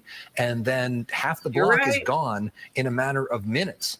It is the nightmare scenario for neighbors and residents, and this has got to be so sickening, I'm imagining, for the residents who may be living on this street and watching our stream or watching this on a different station and knowing that their home is now burning and there's nobody there to stop it. The good news is the people are out. The tough news, though, for these people is there's really nothing that can be done to stop this, at least in the interim, because some streets at this point, just because of the numbers, are going to burn, and some streets are going to be protected, and sometimes it just is lucky in being in the right place at the right time. And it's oftentimes, Marla, we see on these streets where 1 or 2 homes or 3 homes burn, and then across the street, the home is fine. Yeah, so it can be unfortunately selective. for the people that live right here, their home is not going to be fine. I mean, just a picture that looks like something literally straight out of hell. I've seen it with my very own eyes. As now the sun starts to go down, and these images are going to be all the more ominous as we see these flames, and it's going to be dark outside. It's going to be lit up by these orange pictures and this black smoke. It is 4:50, so we are just minutes away until the official sunset. This is just one street in the Palisades. This is Antioch Street. This gives you an idea of how destructive those winds are, how destructive the flames are. You talk about numbers and being outsized by the flames. LAFD has just over 250 personnel firefighters on the scene to tackle this fire that is quickly growing out of control. And they even made that a point at the press conference that we heard them deliver just over an hour, almost hour and a half ago at 3:30. They said it's burned 1,262 acres, but we know that the worst is yet to come. We heard that from multiple officials out there. There's 46 engines. They have 5 helicopters, LAFD themselves. Then there's those super scoopers. There's the issue of, my goodness, you see that flame, those flames getting more and more intense. The power lines, Ed, go ahead. Yeah, you're Run, right. buddy, Holding run. on these, we just got a big gust, as you could see it here. Mikey, good idea. Let's get back. But They have no what you were saying, idea it's what like they're the playing with. balls of hell you're looking into. Those gusts come through, and it's just a wall of flames right down Look at the that street spark. itself. Right there, right More there. homes catching. Off to the left, where maybe we were looking at that hedge. The top of the hedge is now burning, and I think it's actually caught the top of that home on fire. So there is just nothing you can do at this point. This fire roaring out of control. And even if there were firefighters here, to your point earlier, how are you going to stop this? You've got these embers burning all over the place. You can hear the transformers, the gas tanks exploding as this fire roars down the street. There's no stopping it at this point. And these winds, here comes another big gust. In the last 10 minutes or so, they were steady, but we've been getting more of the gusts. The sundowner winds coming through, and that's even just fanning these flames even more. Look at that. Look at the embers. Look at it just blowing it through like crazy. Ed, you've been doing this for many years. This has got to be one of the worst you've ever seen. Yeah, very much so. And usually when you see this, to be honest with you, fire control can keep it up. They do a great job keeping it in the hills, in the mountains, above the communities itself. And when this started earlier, I was thinking the same thing, that those brave men and women with their strike teams and the airdrops would keep it up, keep it from jumping over Sunset. But I never imagined these winds, which would carry these embers sometimes a mile or two, just below this. I've never seen anything like this, especially in a very tight area like this, a metropolitan area. Look at that Usually you see it in the little canyons down in fire Orange there. County or something like that. But here, Within minutes. Palisades, And the the village, wind. my God. Yeah, and we think about the Franklin fire, Marla, when you and I were on the air until 4 o'clock in the morning a few weeks ago, when this was burning in Malibu, and the fear was that this would happen there. And in fact, it largely didn't. There were some areas that were impacted, but a lot of the worst of it, these sort of images, which we feared were happening, didn't happen there. But now it is happening in Pacific Palisades. The number of structures lost for this is already significantly more than what we saw for that Franklin fire, which was the last time we had a wind event similar to this one. Yeah, it looked really bad as we brought you that coverage, but it turned out to be not so bad. It could have been a lot worse, but this, on the other hand, looks terrible, and it is terrible, and it's going to get worse. The personnel from LAFD certainly outnumbered by the strength of the winds. They do have, I was talking a little earlier about at their disposal in terms of aircraft, they do have 5 helicopters. There are the super scoopers that we saw do some great work earlier. They were dipping into the Pacific Ocean to make those water drops. The super scoopers, we saw 2 of them. They are able to carry about 1,600 gallons of water per drop. That makes a significant impact. But the question is, flying at night is a whole other thing. A lot of times they cannot. And Governor Newsom was making the point that it's not just that the aircraft can't handle the turbulence from the winds. It's that the fire retardant just gets splashed all the way around, and it doesn't make it an efficient drop. And so it's sort of useless. That was the point that he was making earlier. So the fight mainly from the ground at this point, and just to get a handle on it, obviously there's 0% containment. We haven't talked about the cause at this point. It could have been caused by anything. There was one person who said that on New Year's Day there was concern about fireworks, and there was a small brush fire that ignited. That was quickly put out. Was this caused by fireworks? It's way too early to tell, but nonetheless, it is here and it is getting worse. With these winds, you don't need much of a flame to start a fire, and once it starts, as we see, it's almost impossible to stop it. You can stop it in certain areas, but you can't stop all of it. And while this is happening at Ed's location, we know because we saw Matthew Seedorf a short time ago, there's more fires, more structures burning at his location. We saw structures in danger at Chelsea Edwards' location. We got structures burning in Christy Fajardo's location. Those are at least 4 different areas, and that's just where our crews are. There may be more burning in some of the more remote areas as well that we can't get to right now, that fire crews frankly may not even know is happening, because there is so much happening at the same time. We are in that sort of fog of war phase of this, where everybody's doing their best to save lives, but not all the over here.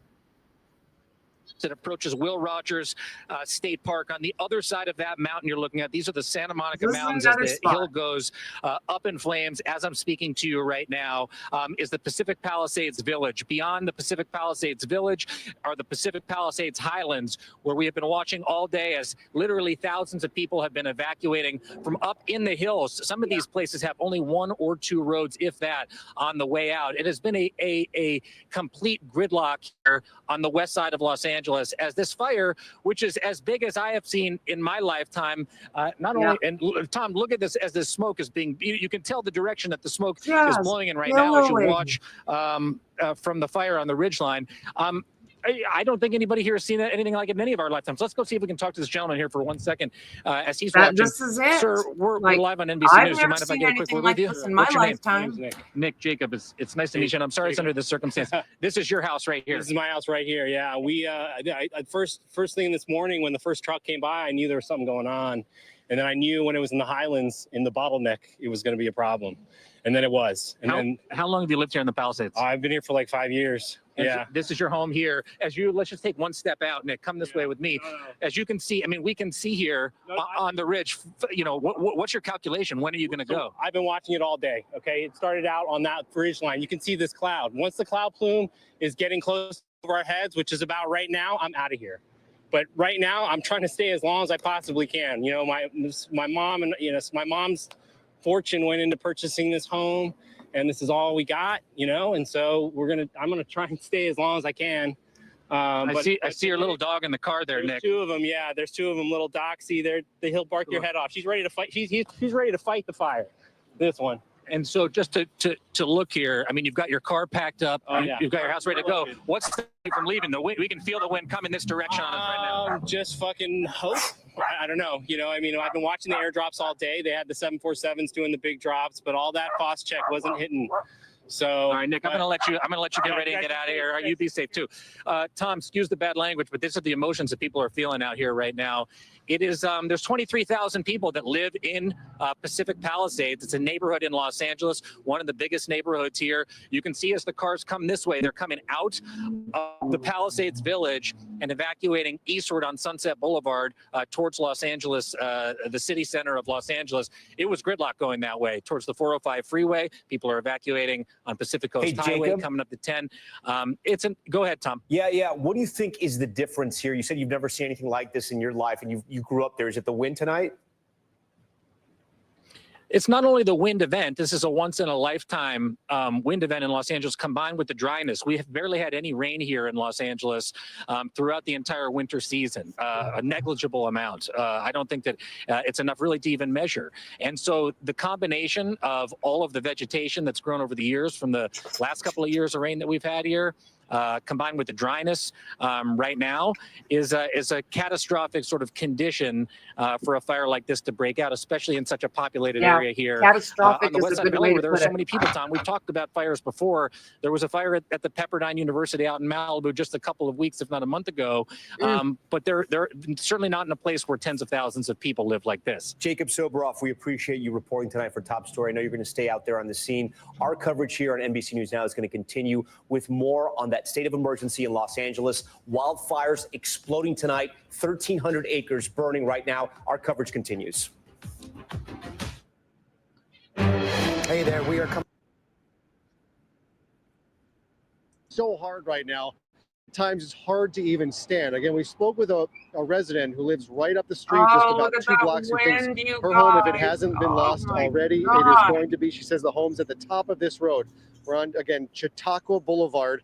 She believes those homes are already gone, and the flames and the winds are bringing this slowly down to the east. Again, it's pushing south. You can see it's traveling right to left across your screen. That's going south into the west. But the force of this fire and all that dry brush is also bringing it here to the east. And we see open flames up there at the end of this street. There are some homes there, which is what's really most concerning here. And as it slowly makes its way down and the wind carries those flames and embers towards us, that a lot of these homes that most of these people thought they would never have to worry about in the event of a fire because they're pretty much spaced away from that open brush, the wildlands up there now suddenly have to worry about whether their homes will make it through the night. We spoke with another woman who believes her apartment just off Sunset Boulevard is gone. Let's listen to what she had to say just a short time ago. I live next to the park at Temescal and Sunset, and my apartment building is now the hill before it is on fire. I evacuated. I stayed as long as I could. I saw the fires come through the canyon at the park. Okay, we watched her a little no one was earlier. there to help. Let's check it was this terrible. out. I'll put that on. The day. That's what's so worrying about this entire situation at times in the middle of neighborhoods. Again, this is all being fueled by those Santa Ana winds that terrorize SoCal around this time of year. Dry conditions, we're seeing winds that could reach up to 100 miles per hour in some parts. And again, the threat is Not expected so far, to Dingo, only not get that we worse know tonight. of. This is happening in the Palisades, a neighborhood of about 20 miles west of Los Angeles, where our Liz Kreutz captured this moment a little bit earlier. I guess a fancy dancy area. Behind me, you can see this huge plume of smoke. Yep.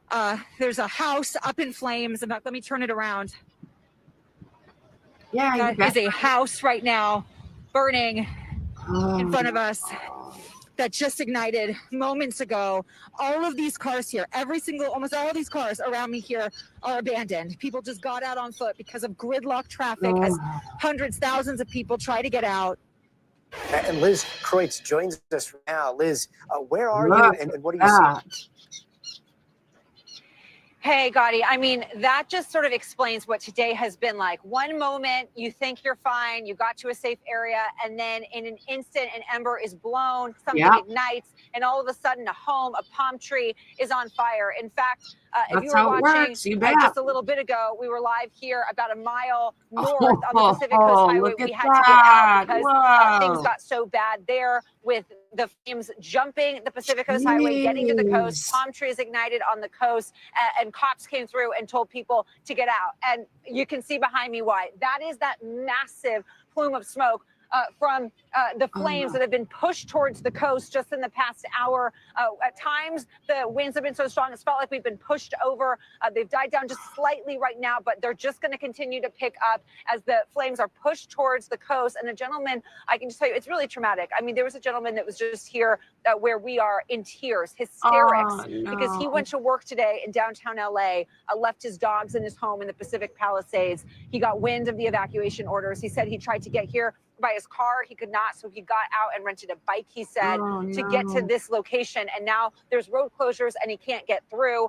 He just came to me, though, and said that the first responders who saw him went to his home and checked on his dogs. They are okay. But it's just that fear right now for so many people. And in that video you showed of me, Gotti, and our crew, my colleague Jim and I, my producer, we got stuck in that same gridlock traffic, and we were told we weren't going to go any farther because all those cars were abandoned. And moments after that, the bulldozer came and pushed those cars out of the way, which created a path for us to get through, which we were lucky. That's how we made it to the coast. But there was a moment when there were flames on either side of the road where we were. Thankfully, firefighters quickly came and put that out.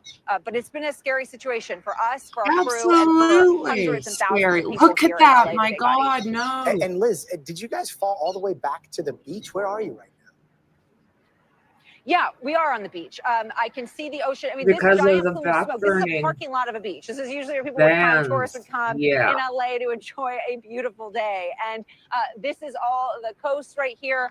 It's jumped the PCH. And yeah, I mean, it's kind of wild to think beautiful LA, palm trees up in flames right now here on the coast. And the people that were abandoning their cars, I mean, you were in the middle of all of that. At one point, you were surrounded by flames. What was going on? Were officials, were police going around saying, hey, you need to get out right now? Or was this something that, you know, somebody saw one person do it and then everybody took off on foot? Yeah, I think that it's a combination of it. Where we were, Gotti, because again, we couldn't go we could hardly go anywhere. We were like inching along. So in our I bet area she that was. we were around, nobody came to us and said you should get out of your car. In fact, if anything, once we saw flames on either side, we came up with a plan. We knew that we were about a half mile away from an area where there was a strip mall and a Starbucks. So we felt like if we really needed to, we were going to get out, and we would walk on foot and get to that it's area, getting which bad is probably with more these defensible space fires. for Like us. it's winter. But actually, the firefighters came and knocked on our window, and they said, "You're going to be okay. It's going to be fine. We're here. Just roll up your windows and stay put." I think what happened is that maybe people had to get somewhere. Maybe you know, people just were fed up. It was gridlock for hours, and so some people just said, "I'm going to get out." And Liz, I know that we've been hearing reports of people possibly trapped inside. Any word on rescues going on tonight? No. You know what we do know right now, Gotti? We have gotten reports of people trapped. It is all still very much unfolding right now as we continue to learn the magnitude of this. The one good news we have right now from officials at that press conference is they said that right now there are no reports of injuries. Again, we haven't been able to get into all of the affected areas, but right now it's a really positive development and actually pretty remarkable that they're saying that, just given how big this fire is, how fast it grew, and how quickly people had to get out. Okay, so yeah, and I mean, it's a testament also to some of the firefighting that we've seen. It's incredible to see air attack coming in, the structural protection whenever they could. What have you seen firefighters do out there? Yeah, I mean, it's been everything. They put all the resources to it. We knew going into this, you know, Californians, and you know this, Gotti, now, after years of really, really bad fires, are actually really prepared, right? We know when a red flag warning is coming to be prepared, to have a go bag, and fire officials are also prepared. And ahead of this wind event, they sent in extra resources to these areas. And so they have been able to get in here with airdrops. We have video from the fire that ignited on Sunset Boulevard in West Hollywood, a totally separate fire, through LA, a helicopter coming in and doing an airdrop. When have you seen that? I mean, pretty remarkable.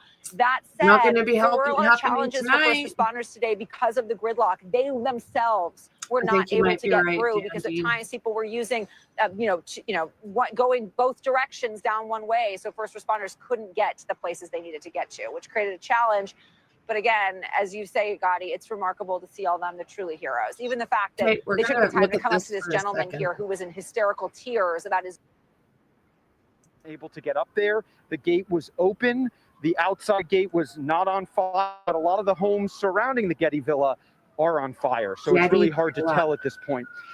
They thought this was clear. A couple hours later, there's active fire here. There's active fire along Sunset Boulevard. We can tell you the good news is that it seems most have evacuated from the Palisades Highlands, which is going to be such a concern tonight as the winds pick up. But I'm just feeling the flames right now on my back. I'm going to walk a little bit this way because it is just, it seems like when you think they got one spot out, there's another spot, Mark and Giovanna. Amazing to see and must be very difficult. It's difficult for all of us to really absorb here. But for you to have grown up in this area and be so familiar with so many of the streets and the neighborhoods there, this has got to be very troubling. A lot of trees and very heavily forested neighborhood. For an urban interface, it's got a lot of vegetation, right? Oh, my God. So much vegetation that has not burned in so long. I've lived most of my life in and around the Palisades. My parents still live in this area, spent a lot of time there. I cannot remember a fire where they had to evacuate, where pretty much it feels like most of the town had to evacuate. So many people impacted by this. And it's very active, as you can see. I think something else that represents is the amount of time today that our reporters have had to move. It wasn't safe. It wasn't safe. There was one time, Mark and Giovanna, where fire trucks could not access the neighborhoods up on Marquez. So that's when that bulldozer with LA County Fire came in, bulldozed cars to make way for first responders. Well, you might be wondering, were those cars parked? those cars were trying to evacuate, and the fire came so close along Sunset Boulevard to those cars that people had to ditch the cars, walk down to Pacific Coast Highway. We met so many people, terrified, chaotic, saying that they've never experienced anything like this before. And it's sad for me to be here at those apartments that I thought were saved and to just see how close the fire is now to Casa Gateway. And there aren't any firefighters here because they've had to move on to other buildings, to other structures. And you guys are just seeing right now, this wind is relentless. Oh, the wind really is picking up. What's your sense of the danger that you're in and what the danger the structure's in right now? I'm worried about Casa Gateway, without a doubt. I'm more worried because there's no fire crews around here. Most of them moved to a different location. So a little bit of wind could totally set this unit here on fire. We are the only people here. This unit is under a mandatory evacuation. But what I'm the most worried about, Mark, are people who believe that because they're up in the Palisades Highlands, 3 miles up Palisades Drive, and that the fires burn down towards the Pacific Ocean, that they feel that they're somewhat safe, that they feel that they can spend the night, that the fire's burning in one direction. We have seen this fire change directions so many times today, and those homes are under a mandatory evacuation. And anyone who's watching who is still up in the Palisades Highlands, I don't think there's anyone that will tell you that it'll be 100% safe up there tonight. And I'm, you know, if anything, I'm happy that it was daytime, that people were able to evacuate. Some people were able to see where they were going, walk on foot. A nighttime evacuation here where one road in and one road out, that's absolutely terrifying. Wow. Yes, that is absolutely terrifying. Josh Haskell. Thank you, Josh. And we are getting some conflicting information involving the Getty Museum. We have a statement, the Getty Villa, excuse me. We have a statement from the villa saying that just some vegetation, that they have made extensive efforts to clear brush from the surrounding area. As part of its fire mitigation efforts throughout the year, some trees and vegetation have burned, but that the staff and the collection remain safe. Right. And then there's another report that has literally just come in from a reporter from the LA Times quoting the LAFD, the LA Fire Department, that the museum is catching fire. We're going to try to get the to what's really happening up there. This, of course, the Getty Villa has been a landmark in Southern California for decades. We're going to try to get to the bottom of that information, as well as keep you updated on the status of where Josh is, the Casa Gateway apartments, and so many other buildings and structures that are in the path of this fire that is still continuing to march its way. It's going to be a long night ahead, no doubt. And we want to check in with Sid Garcia. Sid, are you still at Will Rogers? And what can you tell us? We're still on Will Rogers State Beach. Let me step out of the shot here. And that's what's got everybody worried. The flames there inching closer. We believe it's reached Pacific Coast Highway. Earlier this afternoon, the flames were shooting up really, really high, and you could see it. As it starts to get dark, you can barely make out the dark smoke that's moving from right to your left on your screen here. Right, but those are very active flames. We don't know what kind of damage those flames caused as it was burning down the hill here, but we believe that it's already reached Pacific Coast Highway. You got a number of fire trucks heading that way to battle that fire, as well as LAPD law enforcement types heading over there as well. We're going to look over here for a second, guys. You can see the thick black smoke that is coming here on Telem Way, but thankfully it appears a large majority of the people who live here have evacuated and have listened to the orders. Look at that, it's gonna make me cry. Like, what the hell? A large Look at this majority of the house. homes that we saw were saved by the firefighters, at least right now. Oh, But look at that. Do you see those numbers jumping? There are the homes like this one, and I witnessed myself at least a handful. So these firefighters right here aggressively fighting this, and we'll bring you the latest as we have it. Look at that ember right there. Yeah, that's the thing. Like, look at and this. that's some of what we've been talking about, the spotting. That one didn't go far. I mean, that blew off that house just a few feet. But with winds like this, you can see spotting for several miles ahead of the fire. And it's why we're seeing the fire reaching across PCH, across Pacific Coast Highway, all the way to the beach tonight. Our Melissa McGee is talking, Hope is here with us they're right getting now. as She's here to much as talk they about some can of out the of there. winds. And again, the worst is not here, according to the forecast. That's what we've been saying, and that's that is exactly- NBC Los Angeles here showing us what's going on the fire lines as well. They have teams all throughout Pacific Palisades. We have teams all throughout PCH as well. So we are going to be dipping back into coverage. But I do want to turn to NBC News meteorologist Bill Cairns to kind of set the scene for us.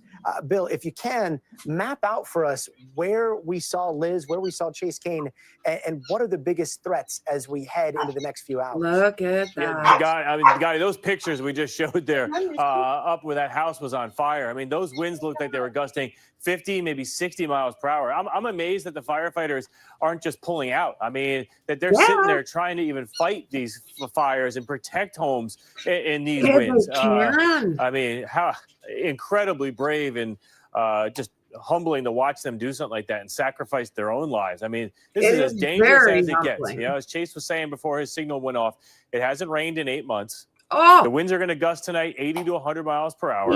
And we've got already a huge blaze, and new ones could form. It's as dangerous as it gets, and that's what we were saying yesterday, that it's been a year since we've seen a setup like this, and unfortunately a fire did form. And if any others form, it could copy what this one did during the day today. And we're starting to see more and more pictures like this of what used to be structures, most likely a home, where now there's just nothing left. And that's going to feed other fires. When these winds get in there and pick up those embers, that's happened all day long, and it's going to be even worse tonight. And that's why that fire, as they were saying, it's all the way down to the ocean, to the Pacific Ocean, from the hilltops all the way down. It took less than about 9-10 hours for it to do that. So let me go to the maps and kind of just orient what you're looking at and what. And of course, those vehicles left behind, he said, we don't mess around. We brought in a bulldozer and removed them. So that's the one thing that he wanted to say. Of course, I asked him about this fire, and we asked Governor Newsom, what's the plan? What's the plan with the worst winds yet to come tonight, starting at 10 p.m. And the fire is moving southwest right now, of course, with these big northeast winds. And he said that they've got all boots on the ground. They do have more aircraft. So I have a couple of close friends who were in the fire trapped. And they said, please ask him why we're not seeing more helicopters and more tankers, more aircraft in the sky. Can't and do it with about that high 4 wind. different people at that press conference touched on that. And they said, we can fly around all day and not do anything. The aircraft can handle these winds. The problem is they're retarded. They have to be able to aim correctly on the fire, on the flames, or it's just useless. And Governor Newsom actually had some really interesting input about that. He said with AI, with technology, they've got some incredible game-changing technology down the road that will really help with these wildfires. Of course, that's not good news for people today, but they do have boots on the ground, obviously here in our region, and then they have resources coming from Northern California, of course, Cal Fire, and then they can always bring in resources, they said, from other states if need be. So there are, according to I'd them, be calling the on top of man. this. And, I said, Look this at is only that. one fire. What if another wildfire breaks out similar to this one tonight when the winds pick up? Yes. And they, of course, have a plan in place ready for that, too, with more I'm resources sure they do. on the way. Reporting live I here wouldn't be in Will trusting on Rogers that. State Like, Beach. I'm Haley Winslow. I'll send it back to you guys. Haley, do we know why the people started abandoning the cars? Or what was the, sorry, hey, Marla, you have something you want to share? Well, no, go ahead. I'll go. Go ahead, Marla. There were concerns. There's a lot of reports, and you're looking at it online, that the Getty Villa, the precious Getty Villa, was on fire. We're working to confirm that. There are some images online that show the vegetation around the villa engulfed in flames. We're just getting word that the CEO of the villa says that the staff remains safe and the art collection remains safe, though trees and vegetations on the site have burned. So it doesn't seem that the actual museum has caught fire. The statement goes on, irrigation was immediately deployed throughout the grounds. Tuesday morning, museum galleries and library archives were sealed off from smoke by state-of-the-art air handling systems. Wow. And the double-walled construction of the galleries also provides significant protection for those collections. Wow. And Yeah, lastly, they should the be Getty calling Villa will in remain closed to the public everybody. through at least Monday. So it seems that the Getty Villa itself has been spared at this point. We will be checking on that. Haley, I want to let you answer that question. We saw all those cars out there. Yeah. Do we know, like, what started the first person to say, I'm abandoning my car? Do we have any background on that? So I thought it was, there had to be flames coming into the car. I know from a boating background, you never leave the boat unless you have to, and it's kind of the similar situation. Eric Scott said, don't ever leave your car unless there are literally like flames in your car. Yeah. So he said, during a fire, there are kinds of people. There's the person who's cool, calm, and collected, and is like, it's just another fire. We dealt with this a dozen times before. No. And it obviously gets much worse than they expect. And then there's the second person who just panics. And he believes that it was somebody who just panicked and, thought, I'm not getting anywhere. I can't get anywhere. I got to get out. I got to get to my house or get out of the way wherever they were trying to go. Mm-hmm. But instead of moving off the road out of traffic, they just literally parked their car in the road. And then that they what happened did. was when everyone else followed suit, there was a massive backup behind them, and first responders couldn't get through. Yeah, we've seen those images throughout the afternoon, and I heard those reports earlier that people, they were so frustrated that they were literally gridlocked and stopped with nowhere to go. Yeah. That is why that they got out of their cars. Let's go to Chelsea Edwards. She is close to the Getty Villa. Chelsea, what can you tell us? Just cuts her right off. I mean, look at what we're seeing here. So we're standing on PCH. We drove down Sunset and took a left. I mean, look at this. Whatever I'm this glad was now she's the only one that I've really seen wear a I mask believe that we're and south of the glasses. Getty Villa, though. But when you look up the canyon, you can see what looks like columns, which I know we see at the Getty Villa. But again, I don't think that that's where we are. It is so hard to get oriented here because of this thick smoke. It's just hard to tell where you are. But again, we drove south of Boulevard, took a left on PCH, and that's where we are now. Now, if we look to the south, you can see fire personnel down there. You can see how it actually has jumped. It appears to have jumped PCH down in the distance from where we're standing here. Again, very hard to tell because it's just so dark and so soupy. I mean, it's like nighttime out here. I mean, it is nighttime out here, but you can barely see anything. But look at these flames. So it looks like there was a structure here on the bottom ground, kind of near PCH. Yeah. And then you go up into the hillside and something very large is burning up there. We keep hearing what sounds like things collapsing, like wood falling onto itself. Some things just falling all over the place up there. Very loud sounds of things collapsing. So not sure exactly what's burning, but something very large up there.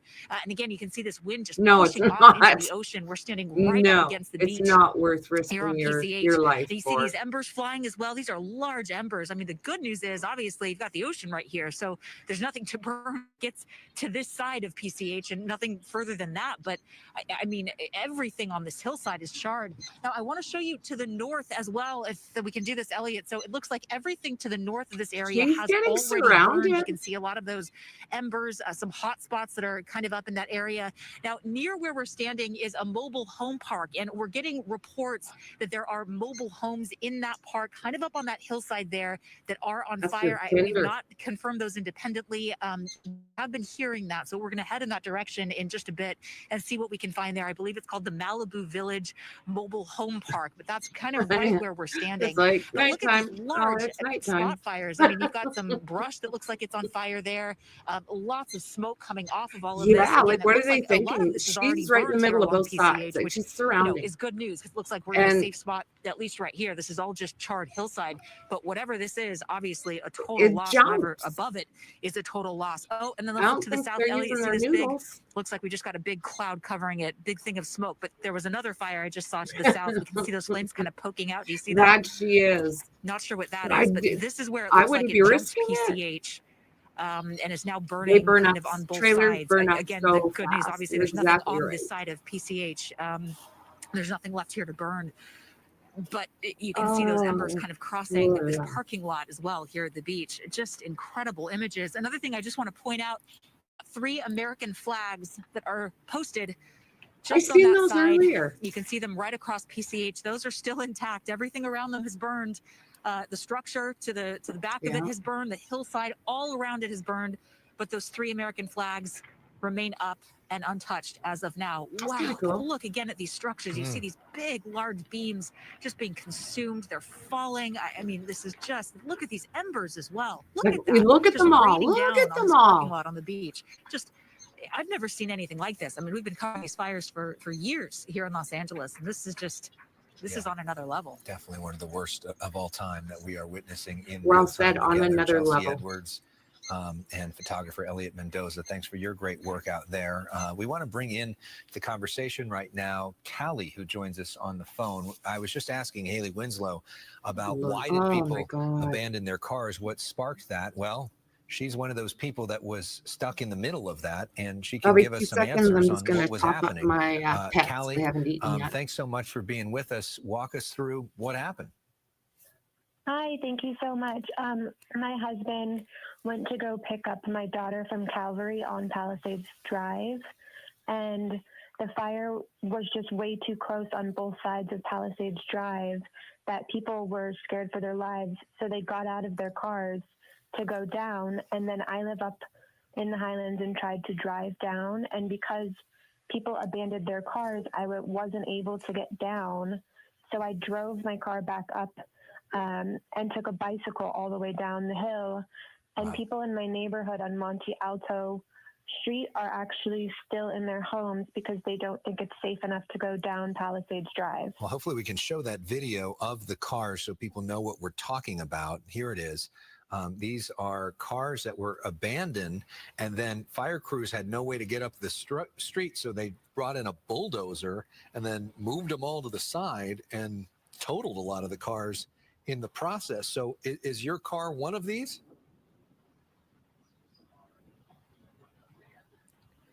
Callie, are you still there? Yes, I'm still here. So as far as I understood your story, you were going to get stuck in the backup of people abandoning their cars, but you turned your car around, went back to location A and got your bike and then rode your bike down. So you didn't end up having to abandon your car as others did. Is that right?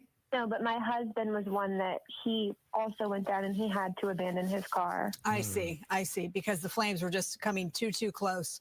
What is your status currently tonight? I am staying at a hotel in Santa Monica and praying my house doesn't burn down. Is your family safe? Your I think you said your daughter and your husband?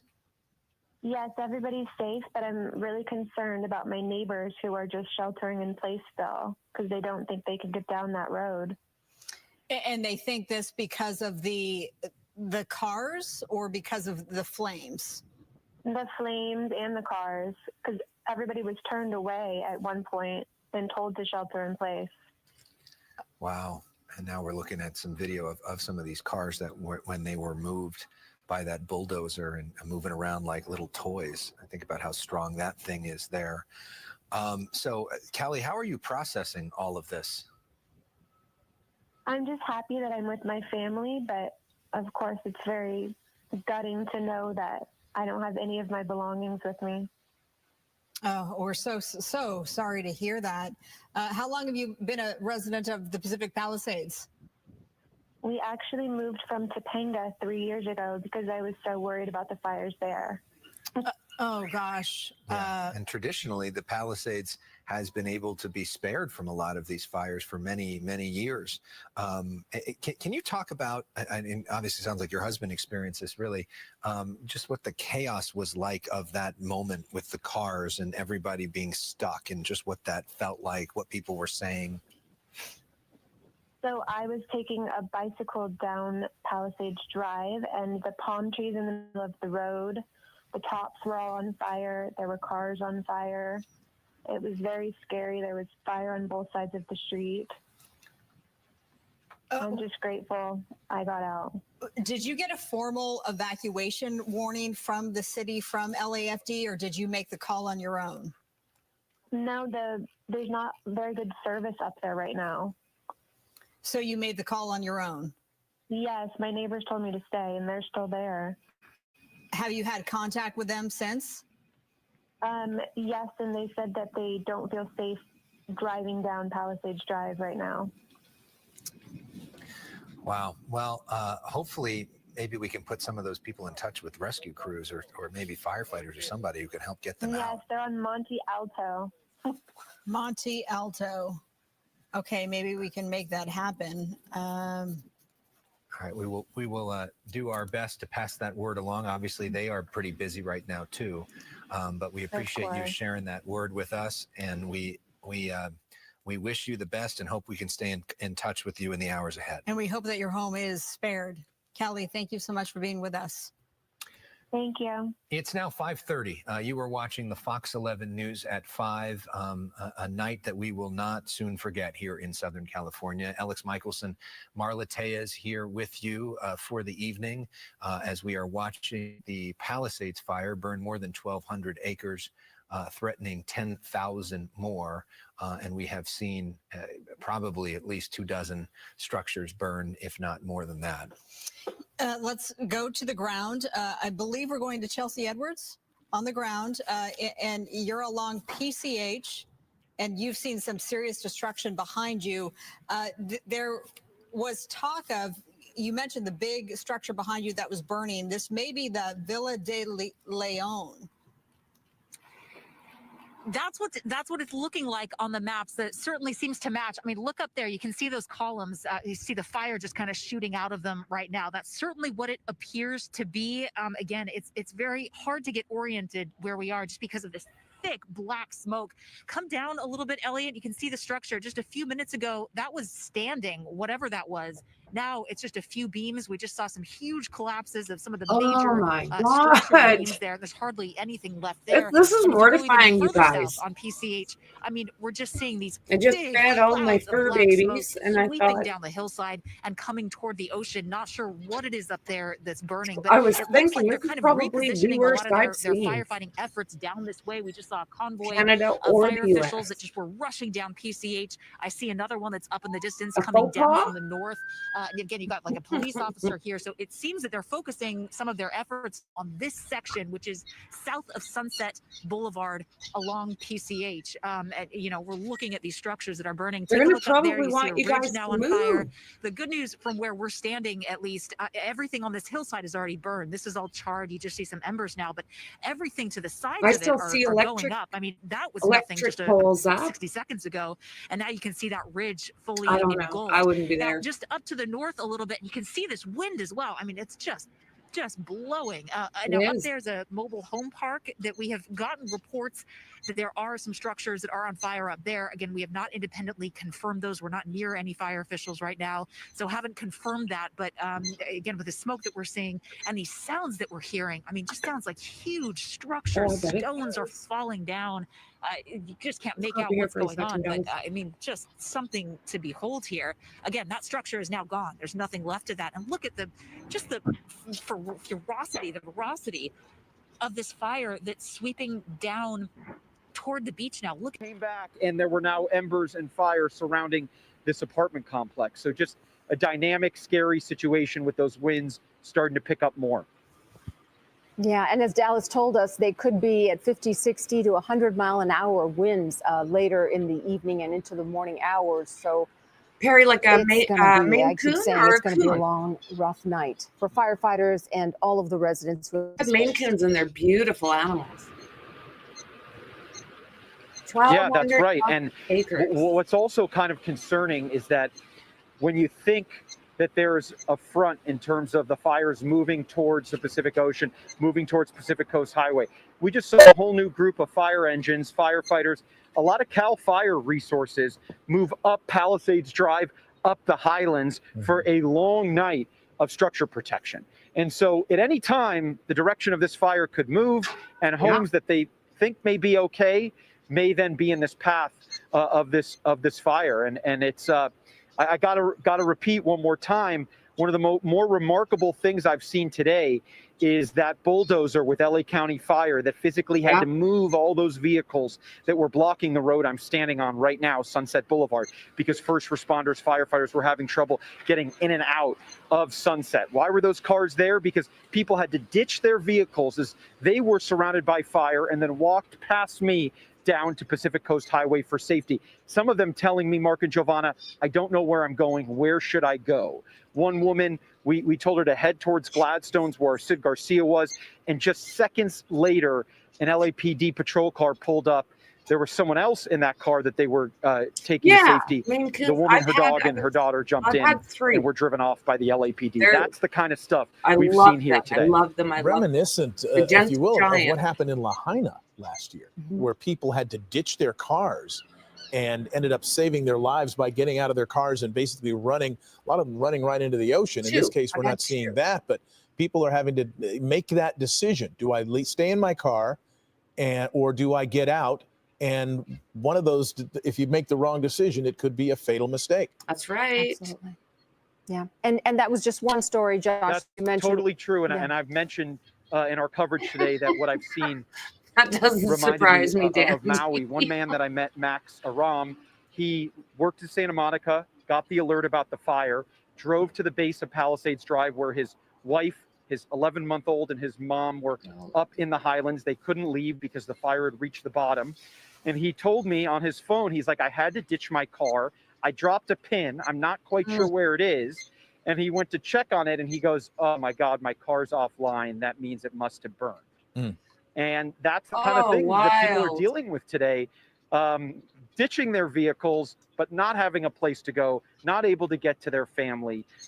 Just, you know, you got that one road in, one road out, Palisades Drive that we've been talking to. It shouldn't be that way, but Lockman Lane above Bienvenido, where the fire road is, that's where the fire really began. So I was told cars were having issues evacuating that other route, which normally is open during emergency situations. No, where'd they go? Okay. A statement saying that the staff at our collection remains safe, and it's just some of those trees and vegetation on site that have burned. So at this point, and they have, as you can imagine, great protection given the museum, the art collection inside, the irrigation system they have on site. So at this point, all remains to be in one piece at Look at that. Villa. And here's another live look. Oh my God, the aliens won't be able to make their way around. They're going to get so confused. Just try to listen in to the sounds of this right now and listen to these winds. How are they going to know where they're going now? That is just freaking intense. Hear how dramatic that is in person, and how Chelsea and photographer Elliot Mendoza are doing a great job of even being able to stand up in all of that. You see that it looks like a bunch of fire crews have now arrived there. They haven't mentioned anything about hospitals at this point. You wonder if they're going to work to try to save that structure. As we've talked about, you kind of have to prioritize, and that may be one of the things that they're going to prioritize. But you know, we don't know. Sometimes it gets so intense that you can't stop the fire, and we are seeing that. And look at this. Oh, this is just too much. As it's gotten darker, you know, the dramatic image of that fire line right in the middle of, you know, one of the more populated areas of Southern California is just a sort of awe-inspiring and also scary sight. That picture coming to us from, I believe, our Santa Monica cam, looking back towards Pacific Palisades. Yeah, I mean, these are high-end homes. And the winds with Chief Meteorologist Adam Kruger. There's going to be a lot of celebs without homes, I those think. winds to pick up. I know the later we get, the worse those winds will be traveling. Yeah, and you know what's interesting is a little while ago, so just kind of like really dissecting what the computer model was showing, and I'll have that in a second here, but it was actually indicating around 5 to 6 p.m., just for like an hour, that the winds would slightly back off. And I'm looking at some of the weather instruments kind of near the Pacific Palisades. There's not a good one right in the heart of the city.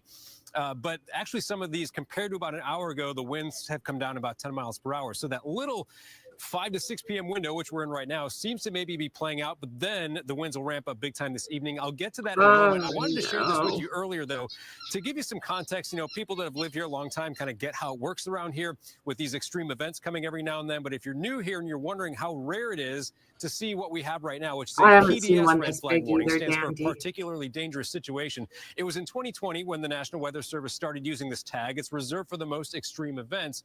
And from 2020 to the start of the season, there was a gap where there was not a PDS red flag warning. Then we had one in November. You'll remember that was the fire around Camarillo, the mountain fire.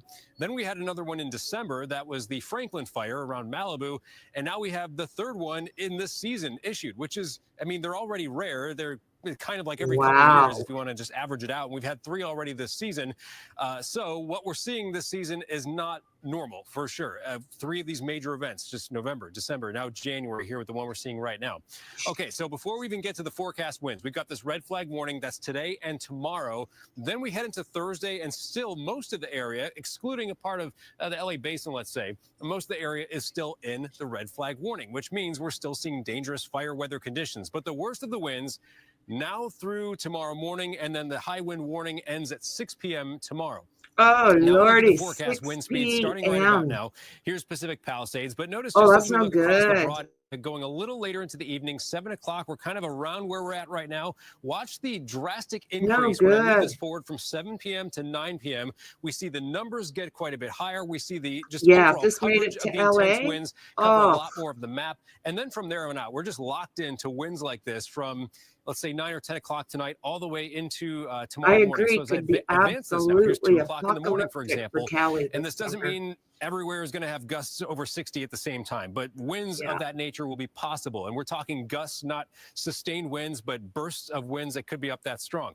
Many areas across Southern California could face these, or will face these types of winds with the very dry air. Now, here's 4 o'clock in the morning. Still, it's pretty extreme. Here we go into 10 o'clock in the morning. It is still what I would call extreme winds. And then we go later into the day on Wednesday, and you see the wind speeds back off a little bit. You see the coverage of the highest winds kind of cover less ground as we head to 7 p.m. Wednesday. So it's that point at which the high wind warning will end, and this is the reason why. But that doesn't mean we're totally in the clear. There's still red flag conditions that continue into Thursday. I also want to share with you the future humidity. So we're looking at forecast relative humidity, which we saw was below 20% today, including in the Pacific Palisades when this fire started at 10:30 this morning. Now, as we go into tomorrow, here's another thing working against us, is the air actually gets a little bit drier. It's already very dry. Oh, but the relative humidity, lovely. as you see in many spots, will be below 10% around midday tomorrow. So the fact that it gets drier and the fact that the winds are only increasing as we go through tonight and tomorrow morning. I've heard enough. Not a Choctaw and to roads there. Again, we drove up to Mescal from Pacific Coast Highway and could see that flames had already encroached on apartment buildings and structures there. And as it makes its way east towards our position, we can't see through the smoke in some of the spots that it's just too thick, but we know homes are being lost as we speak. And as we just heard from Michelle there, she believes that her home might be one of the latest that has been lost. There are homes right up to a reservoir at the top of Chautauqua, right away or not. Butting up right against Will Rogers State Park, which is what you're looking at right now. All of this dry brush is just being eaten up, devoured by these flames, and you can see the power of the fire and the wind just taking these huge plumes of smoke and blowing them. Normally, if this is just a normal fire, not a Santa Ana wind event, we would see that smoke just kind of billow up into the air for miles, and that's not being allowed to happen because the winds, the prevailing winds going down towards the ocean, are picking it up and blowing it at rapid speeds, and you can just see how the smoke is curling. It's kind of swirling up as it tries to go up into the air. The winds are just fanning this thing down towards the ocean. We can see a lot of people evacuating, heading east on Sunset. Some folks who didn't think they would have to leave home, they try and wait as long as they can. You know, they have their go bags ready with all their important things and their documents, but they just don't want to leave if they don't have to until things get really real, as they are right now. It looks like an apocalyptic scene. It looks like the end of the world. And for a lot of people who are affected by this, I'm sure it feels like today is the end of the world. All of their possessions will be gone when they're allowed to come back in to this zone. And the wind just continues to blow towards our location. We're at an intersection of Malfi and Sunset, and there are just crowds of people watching this, hoping that it doesn't affect them, but in the back of their minds, knowing that it just might be time to pack up and leave. If not leave, at least have their stuff ready to go. Guys, do you live right by here? Or you have your stuff packed up? Yeah. I mean, I know that. All right, so families know what this means, and you can see kind of here in the foreground here, some people just kind of watching with their phones. We have seen scenes like this before where it's just a wall of flame, and it's a really scary thing to look at. And again, one of the things we've heard from residents I don't know how that works is that in they have not seen much of a firefight. While we were over on Chautauqua, we finally did see a helicopter, whether they had gotten clearance and it wasn't a Chinook, it was just a single propeller helicopter, finally able to survey the area. It didn't make a drop, but they were able to get up in the air, and we thought we might see some kind of dent put in this fire, but we didn't see a water drop. We have not seen another helicopter be able to make its rounds through here, and residents just feel like entire swaths of neighborhoods will be gone when the light comes up in the morning, because there's I'm sure there firefight will that we can be. see here on the ground or in the air. Now that the sun has gone down, I believe they have pulled their fixed-wing aircraft, and so this fire just looks like it's like that free to in burn, Canada and too. it's Certain making its way areas you towards even can't more get homes fire in different flood neighborhoods, insurance. guys. Unbelievable. What you're looking at here basically is a number of fire departments, because this is a mutual aid situation. They're just overmatched by the size, the ferocity, and the speed of this fire and the terrain that it is covering, and the fact that the air attack is not what it ordinarily would be because of the prevailing winds. The winds are so strong. The same winds that are keeping our news helicopters and those of the other TV stations in Southern California on the ground tonight. They're grounded because the winds are too strong. And so that's definitely affecting the air attack, at least as these winds get stronger. Here's a look at the flames of the Palisades fire sent to us by Eyewitness News viewer Ryan Roach.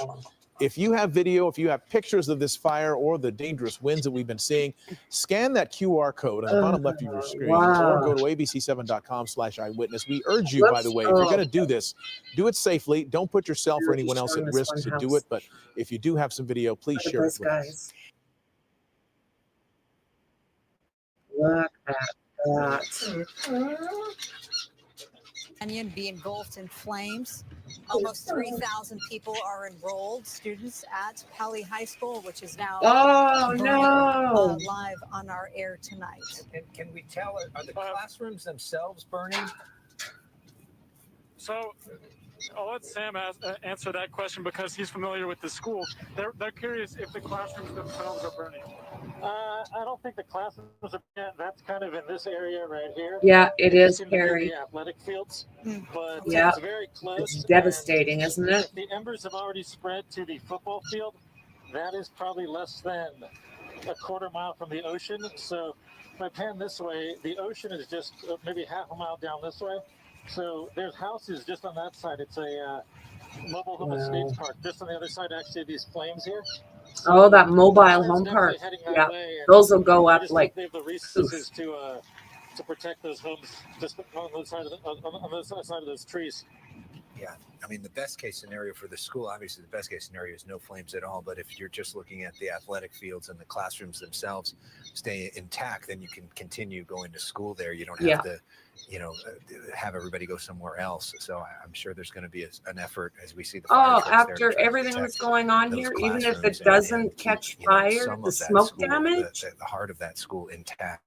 I can only imagine how surreal this must be for you, Sam, being there. Kids are going, woohoo, no school. Thank you for your experience and perspective, and Matthew, we will keep coming back to you throughout the night. And Lascos and his photographer Mike O'Neill have also been showing us dramatic pictures tonight. We want to check in with them for an update from their location. Ed.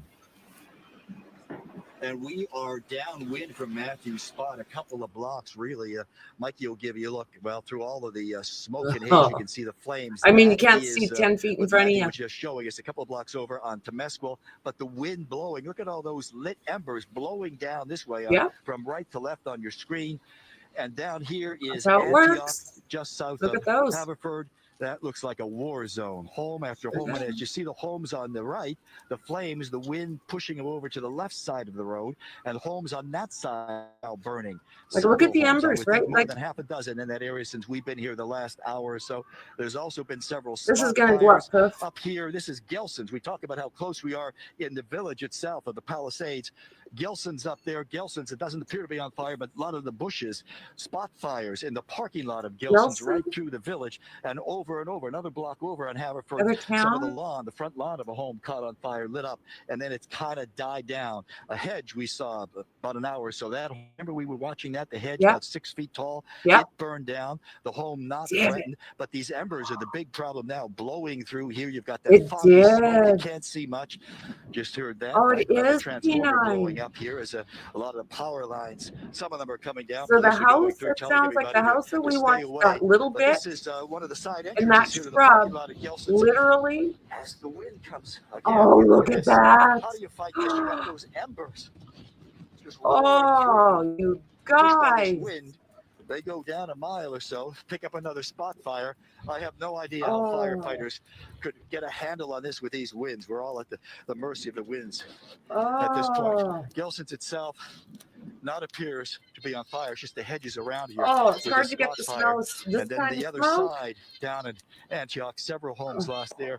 Oh, right in the middle of the Palisades village itself. That Get was out the of hope. there, buddy. As this fire started, Fire Command was hoping that they could keep it on the north end. Yeah. Sunset, and unfortunately with these winds, it's You just guys don't get to burnt, jump decide. right over, and the wind's pushing it. Here's the parking lot. The winds of are Gelson's. making it The Gelson's off to the impossible. left. You can Yeah, see you're right, Karen. power's on there. Nobody's in there, but it's not damaged. Yeah, Get not rid of damaged the by power, flames. guys. Parking What lot is though that? is a lot of flames through here. A lot of spot fires burning through here. And there's more of those winds. Yeah, maybe we can show Ed those grocery carts that we were just looking at there, because about an hour ago we showed Christy Fajardo was in that location, and we showed all those carts moving around. If you were watching us during the coverage, then they were moving around in the wind, and now they're all on fire. Wow. Which is kind of they're all charred and burned. Yeah. That's sort of emblematic of what we're looking at here. All right, Ed, thank you so much. Speaking of Christy Fajardo, let's go back to her now and get an update from her perspective. Well, you heard Ed talk about the Gelsons. We're actually just a few feet away from the Gelsons, and these two apartment buildings. Oh my These are God. massive complexes, and they're on fire. I And moved it is my really head for telling like 2 seconds, and it's just like, about how much what? smoke and how the wind is factoring in, because there are flames under all of this, and you can't see them because the wind is whipping up all of the water. We're actually getting doused as firefighters are trying to dump water on the flames, but the I don't know wind why they're is so actually blowing it in close. the opposite direction. So not clear how much is getting on the apartment complex, and certainly not as effective as it would be under other circumstances. Now you can see some flames coming out a window there on the top. And we're actually on Sunset Boulevard between Temescal Canyon. Has everyone and evacuated? Villa Paz. Well, You also heard Matt I don't talk know the about answer Cali to High. We were that. actually there when the fire reached the high school, and it happened so quickly because it was a big gust of wind, and suddenly got very dark. And there was fire all around us. That's when we evacuated. And sad to hear that some buildings have burned there. There looked like vegetation only. We had hoped that it would stay that way. But again, this is one apartment complex. The next door one is also on fire. We saw flames coming off from the rooftop. But unlike other places that we've been here today, there was quite a bit of firefighter resources. They brought in tons of engines to try to put out this fire. But also when we get these big gusts, we start to see They don't even have like the slightest and chance. we've seen little Not spot fires. I tonight. showed you a spot fire earlier in the Gelson's parking lot. And that is why these fires are so dangerous. The wind just starts so many fires, and firefighters can't keep up. Sorry, the wind just blew a bunch of water in our direction. But you see the problem here. The water's blowing towards us instead of towards the flames. So firefighters really have a fight on their hands, and very, very hazardous and dangerous, and not at all optimal conditions. That is the latest from here. Let's send it back to you. Yeah, I mean, it's hard to even make out her picture. You see that they got sprayed by the water. It was intended to go toward the flames, of course, but that's that's exactly the problem when it comes to night flying and the winds with the fire retardant.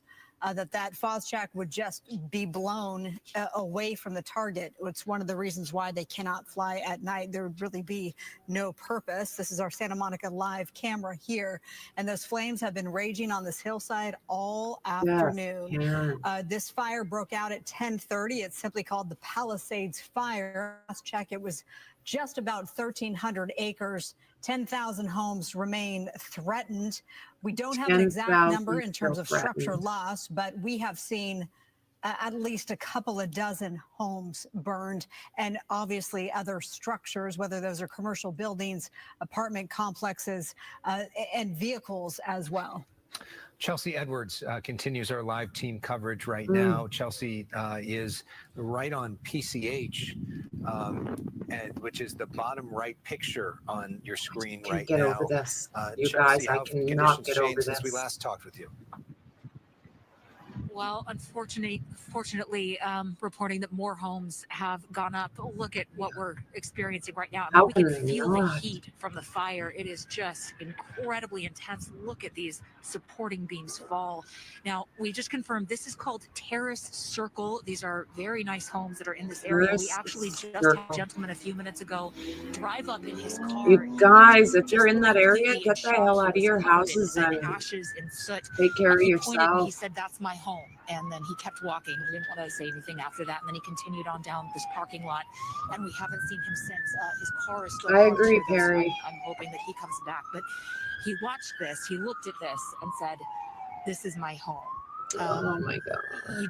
You think of what these people are going through as they watch these images. They're watching their I just can't livelihoods, imagine. Everything that they have just I going just up in an cannot instant. And this imagine. just progressively is getting worse. I mean, when we got here, it was really the structure to the left of what's burning now that was on fire, and up in the hillsides. Now it looks like there are multiple structures up in the hillsides up there that are on fire, in addition to these homes There's here on Terrace just Circle. so There's at much. least 3 that have burned to the ground. And I mean, it looks like there could be another one there a little bit further down. It's just devastating. You hear these people pops don't as heed well, warnings, things and exploding inside. look You at know, how think about fast the this things you goes have up. in a Like house. You've got a matchstick. gas tanks, you've got aerosol container, hairspray, things like that pop. We're hearing that over and over and over again, and again, just feeling the Share heat this out from on these your flames, social and medias just for me, watching the guys. structures Don't forget burn to to hit the that ground thumb, with no support. subscribe. I mean, we see these fire officials who are driving up and down All the PCH, stuff, but all the they've got other stuff. priorities. You know, they're trying to save lives. They're at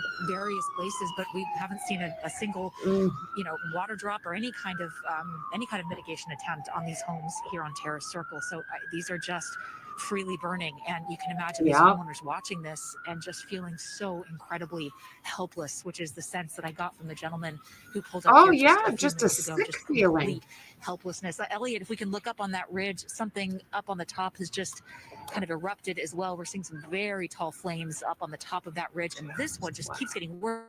We can actually, sorry, Elliot, if we can come back down to this, the wind, you can see it almost creating these little fire tornadoes. Oh, for sure. So powerfully pushed that they're almost horizontal.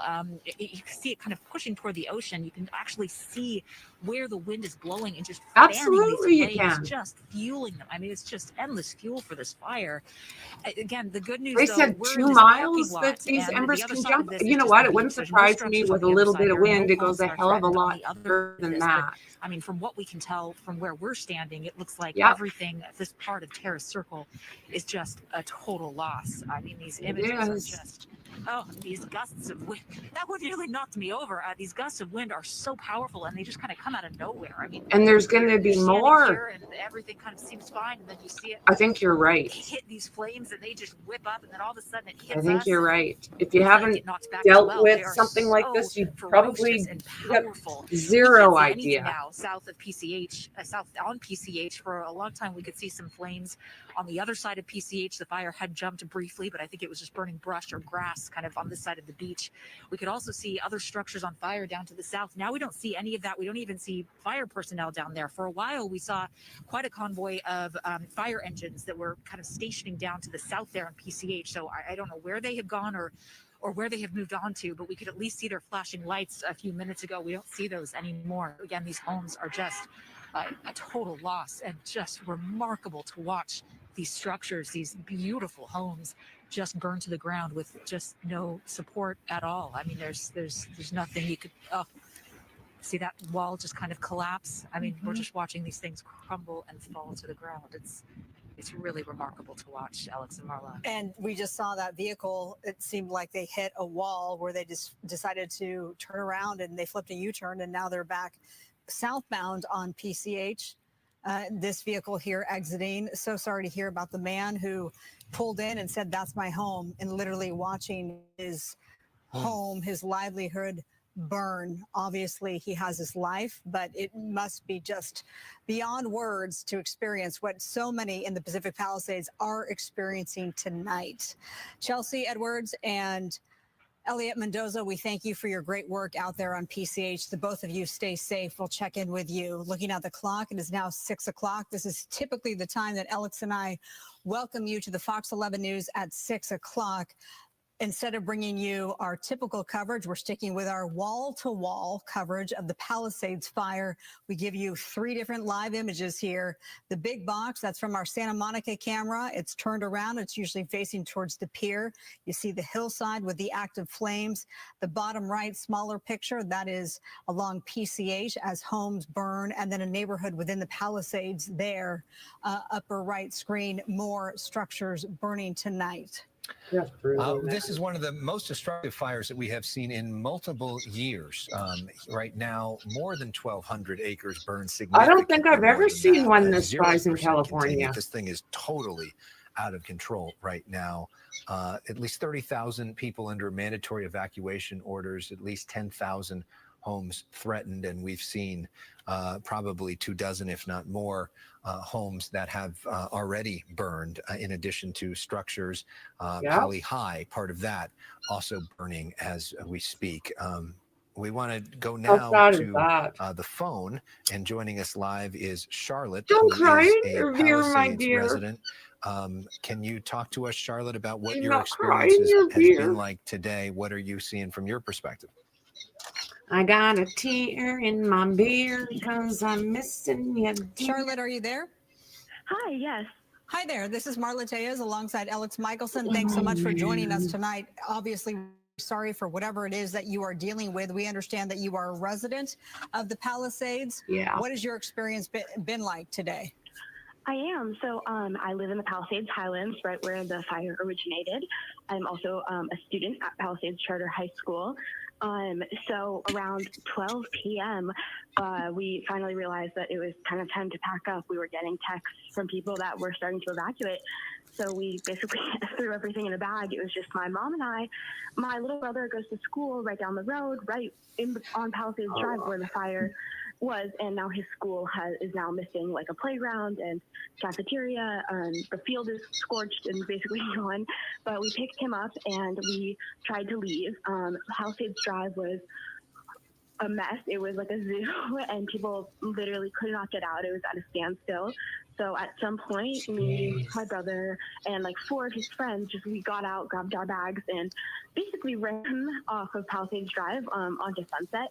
I personally was like wearing Uggs and pajamas, and Poor kid, Uggs and jammies. So yeah, we ran onto Sunset, and then we just walked all the way up to our friend's house on Sunset, farther down Sunset near Marquez Charter Elementary School, where we thought we were going to stay, but then I guess the evacuation warning spread, and we then piled. Can you imagine?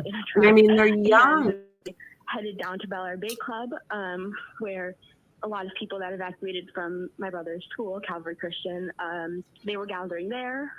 Now looking at the news reports, it looks like they've also had to evacuate Bel Air Bay Club. So I think they have 3 times, and we are now out in Santa Monica for now.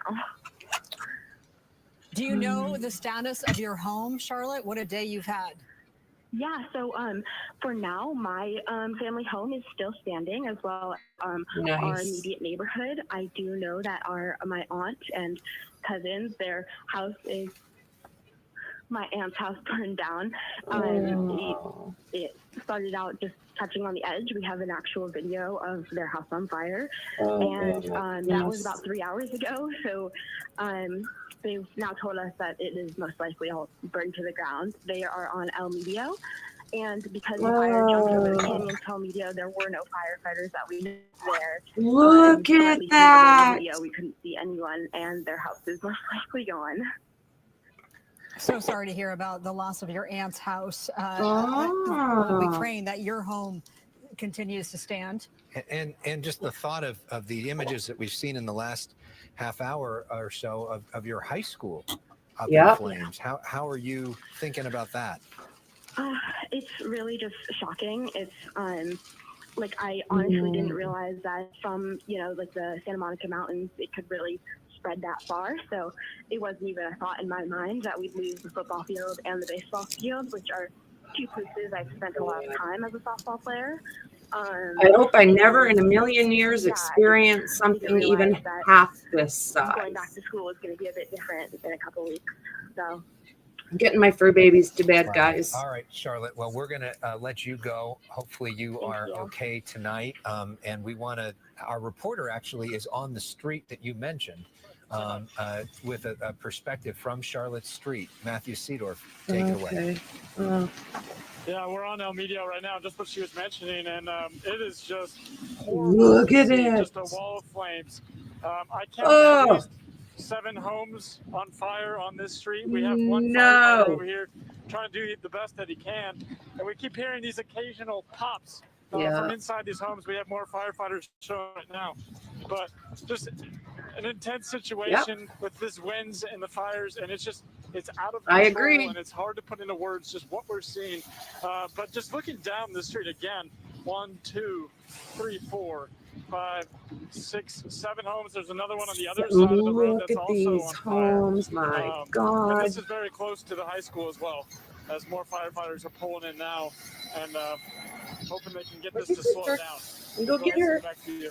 It's good to see more of these engines pulling up. LAFD, in terms of staffing, if you're curious, there's 250 plus firefighters there fighting these flames. Sadly, not even close to engines, enough. 3 trucks, 5 not their helicopters, fault. 4 brush patrols, 2 water tenders, 6 paramedic ambulances, 1 advanced nurse practitioner unit, 2 bulldozers, 10 chief officers, and fire investigators and safety officers on scene as these live pictures just get worse and Those worse Amy and beams worse. will This be like entire crashing street into themselves. seemingly on fire. Let's check in with Christy Fajardo. You are around the corner from Palisades. I wouldn't want to be there for anything, guys. What's unless your I was one of the situation now? firemen with the Well, hose. we're also around the corner from where we just went live, where I showed you those 2 apartment buildings on fire, and I talked about. I agree, Barry. By the time they set up a home, right here, it will be engulfed. They've started Look another at spot fire. Now this house is threatened, and there are it's threatened. It's on fire. Resources just around the corner from us fighting the fire at those 2 apartment buildings, but there are no You know, firefighters it's just like fanning here. a fire. I know that they are aware. At home in your fireplace or your campfire. You just that little bit of wind that we produce to start our fires.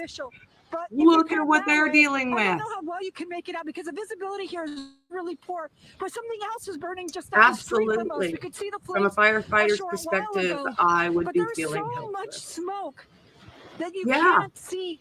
I know, P9, a person that actually wants to be there to participate because you feel helpless watching just now deciding to evacuate.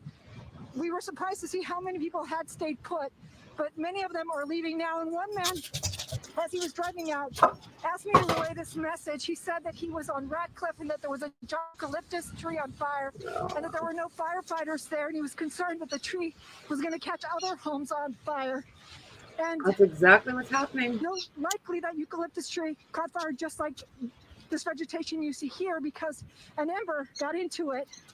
And Harry says they don't have the manpower or the equipment to fight this effectively. I agree. Look at that. I mean, it's going up. in the walkway Look at between that this house. apartment building and that home. And again, no firefighters here at the moment. We do know they are across the street, or around the corner, I should say. And we also believe that they are aware of this, but we will make sure that they know as well. Let's send it back to you. All right, Christy Fajardo, They just thank can't you. be We've been talking everywhere about at one time. Pali High is going to be closed tomorrow, as will Canyon Elementary School, Marquez Charter Elementary School, Paul Revere Charter Middle School, Topanga Elementary Charter School. Paul Revere Charter Middle School students will relocate to University High School. Topanga Elementary Charter Schools will report to Woodland Hills Academy. No, so not in that's these all winds. tomorrow, and I'm sure the schools have let the parents know about that as well. Let's check in with Ed Lascos now for his vantage point. Ed, where are you?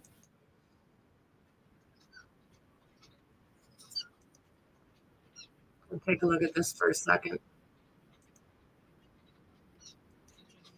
Oh, I bet there's a ton of looky-loos coming in. Oh, okay. Well, there's no volume on this one.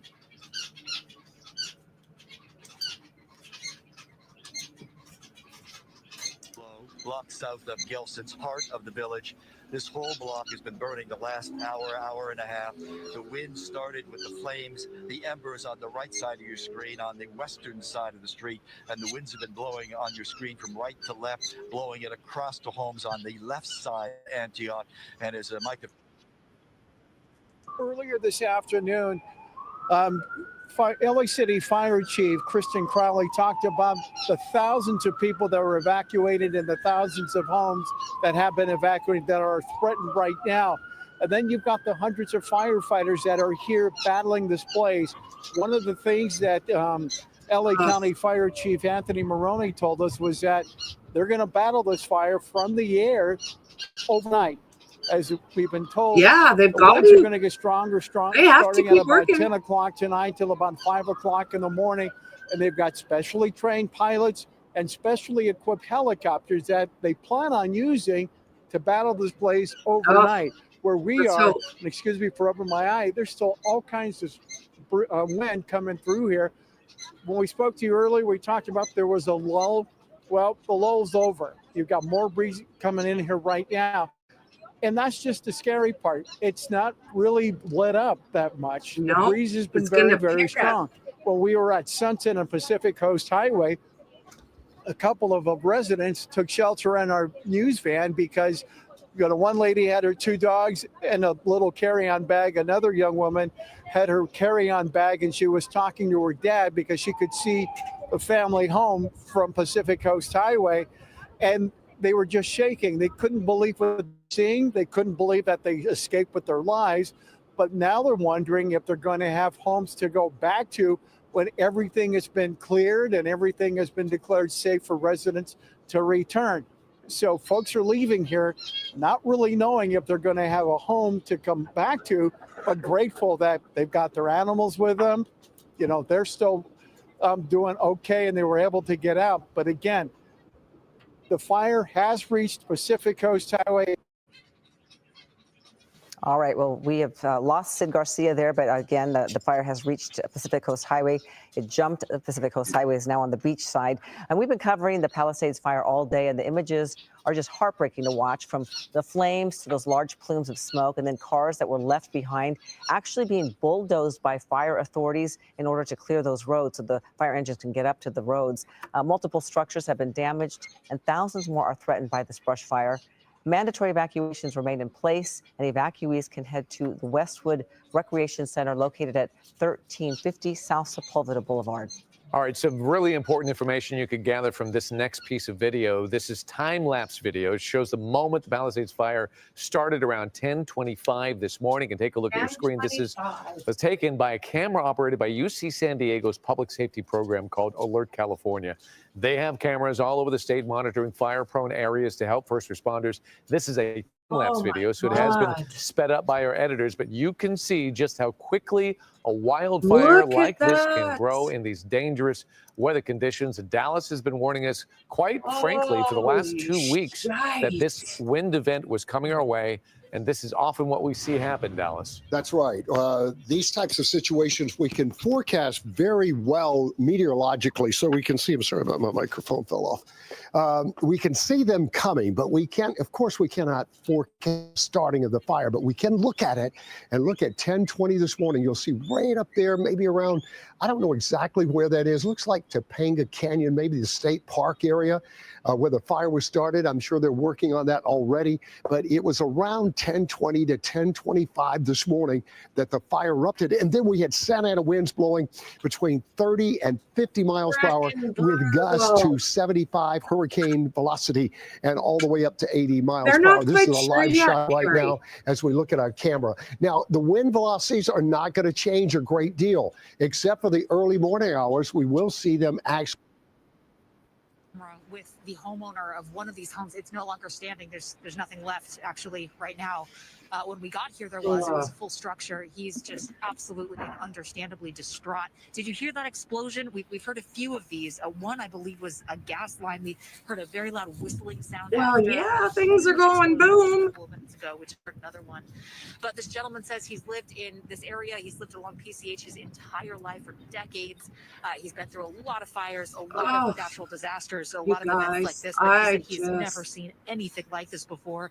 And he says this part. I mean, what are we going to wake up to tomorrow? Saved. He's just said he was here all day with his neighbors. They were watering everything down with their garden hoses, trying to save these homes. And they had a fire engine what as are we the gonna flames wake were up coming to? down through the mountain and coming toward their homes. And he said they ran out of water and they took off. They had to go to something else. So he just sort of stood there helplessly trying to save his home and couldn't do anything about it. He watched it go up. He watched it catch. He first watched his neighbor home catch on fire. Then he watched his home catch on fire. Then their neighbors, and then across the street, and so on. And he's just kind of standing here, just in utter disbelief. And he just said, you know, this could have been preventable. This shouldn't have happened this way. No, it should But he have. said that's that. I mean, what can we do? There's absolutely nothing left. There's not even a beam left standing of what was once his home. Wait, we're gonna look over here, guys. Very quickly, more notifications came saying everybody in town, you know, needs to evacuate. I had calls from a lot of people saying, well, I don't think so. We're in the village, we're in the flats. I told everybody, take your pets, take your medications, take everything that can't be replaced and get out. My family left pretty quickly because I for one am not a risk taker. So the main problem the Palisades have, as you've seen on all the news reports, is that access in and out is so incredibly limited. We've got Sunset Boulevard to PCH, and these other streets that come down into Sunset get jammed and clogged so quickly. That's why people were, I'm sure, panicking and leaving their cars, just worried that they weren't going to be able to get out.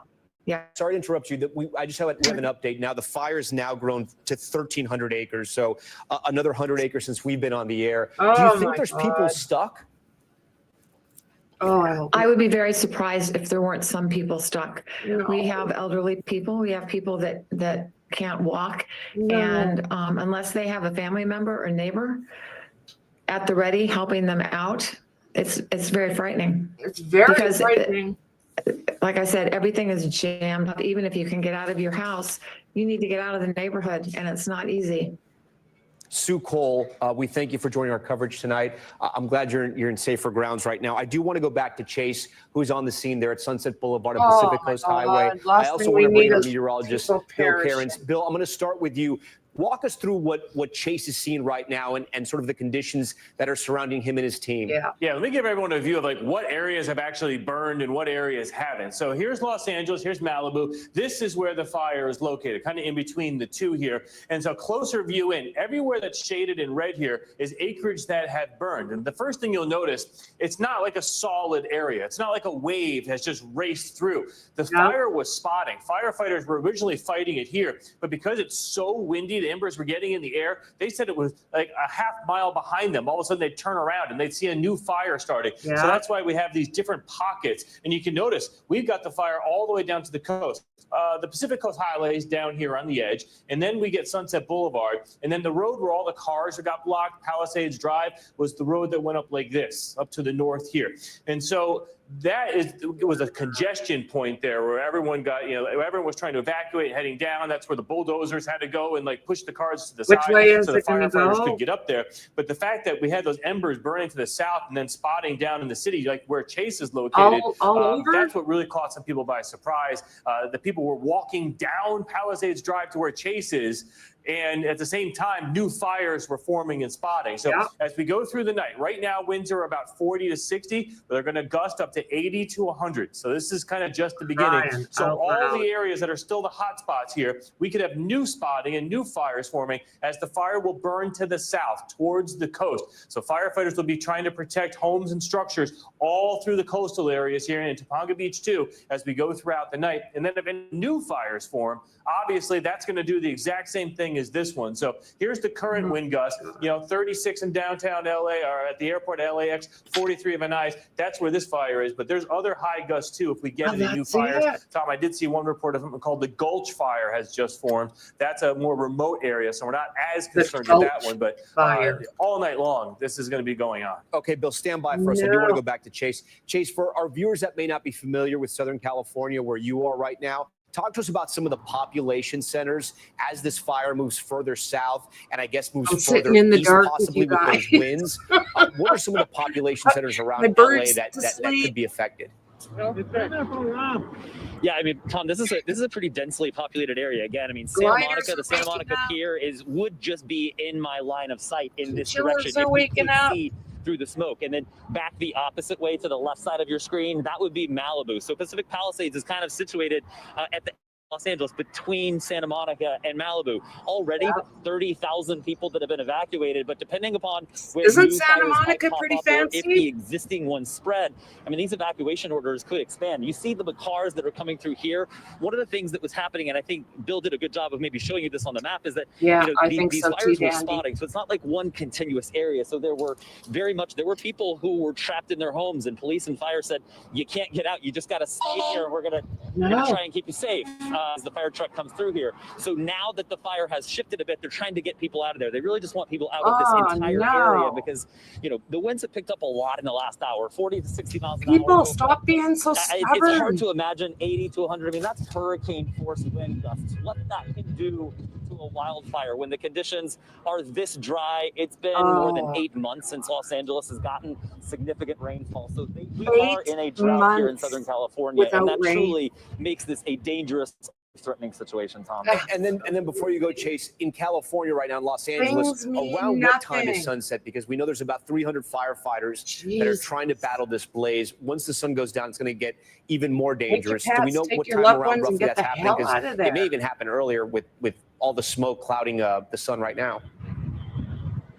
Officially, sunset's around 5 o'clock. So we've got about 40 minutes left officially. But I mean, I can tell you this, it's been dark for a while because of the smoke. And actually, just in the last few minutes, it's gotten a little bit brighter as the smoke has changed direction, as the wind has changed direction just a bit. So they don't have much daylight left. For these people. The good news is that fires and embers are easier to spot at night. But the bad news, as Bill mentioned, is that these winds are going to get stronger tonight. Yeah. So we're really just heading into an even more dangerous situation. Okay, Chase, you and your team stay safe. Bill, and no rain in the future. What do you think is going to happen with the way the wind is pushing right now, and what can we expect come morning?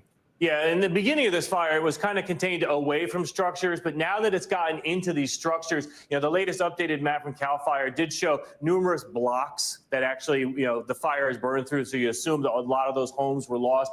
And because the heat produced in the embers from these homes when they burn, it easily spreads to more homes. So unfortunately, more structures are going to get lost overnight, especially as the winds begin to really increase and pick up. They're estimating maybe a dozen homes right now. By the time we get to the morning, that number may unfortunately double. We hope not, but with winds up to 100 miles per hour, you could easily picture that happening. The wild card, Tom, is, will new fires form, and where will they form? And what will they be rural, or will they head through more communities? And this goes all the way down to San Diego tonight too. So I know we're focusing on where this fire is, but this is, as dangerous a wind event as we've had in Southern California in a couple of years. I mean, we're going to see wind even without the fires. And then if you get another fire that forms, look out, just like this one. Yep. And it relaxes tomorrow about noon. So we got about 12 hours, 16 hours of everyone on pins and needles, just praying new fires don't form. Bill Caron's first tonight. Bill, we thank you for all of your coverage as well. Coming up, we're going to have much more on the wildfires ripping through L.A. Liz Kreutz live on the fire line. Plus, new video just in a top story showing bulldozers removing abandoned cars on highways to make it for first responders rushing to the blaze. And we have new details tonight in the Cybertruck bombing in Las Vegas. Officials are revealing the suspect used water is not the issue. AI to help them plan that the winds. And the fact is that you can't really have firefighting, aircraft firefighting as part of this. This is a very, very hard type of fire to fly in. So more than aircraft, the water drops that you do make are going to almost be a bit of a hit or miss, because by the time that water actually starts to get ready to hit the ground, you will see that it's going to dissipate quickly due to these 60 to 70 mile an hour winds. I can see right now that there's wind gusts at up to 52 miles an hour in that particular area. So water, from a water dropping standpoint, would be a little bit ineffective, and so that is causing the firefighters to be at a big disadvantage right now. Yeah, and you mentioned 52 mile per hour wind gusts, and those could get even higher as we make our way toward midnight. And they're saying anywhere between Wednesday. 80 and 100. Former LAFD Battalion Chief Rick Crawford, thanks so much for hopping on the line and for your insight tonight. Anytime. Back to Fox 11's Matthew Seedorf, who has seen some of the worst devastation. Matthew, I know you've been moving around. Where are you at now? Yeah, we're outside Palisades Charter High School. We're going to bounce over here for a second.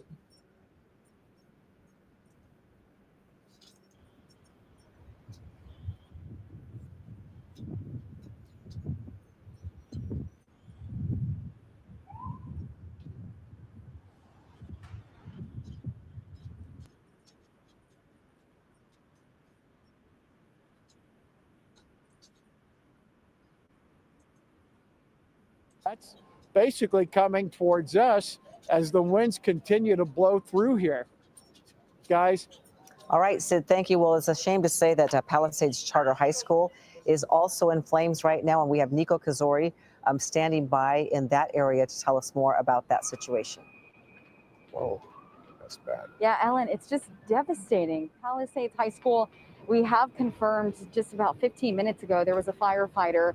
That's one of their concerns, but so is the Palisades Playhouse, which is right across the street, that has also burned down. No. They said their main focus right now is to evacuate the people that were inside Palisades Playhouse and also nearby buildings. Look at this building that's burned to the ground as well. I'm still trying to figure out exactly what this was. I think it was a business, because there is a sign that says 50% off everything. So this obviously was not someone's home, but we do have some homes nearby in the street. This is Bodon Street, right across from Palisades High School, off to Mescal Canyon. So the homes in this neighborhood looks like they are in danger, but just being in this area, you can feel how strong the winds are.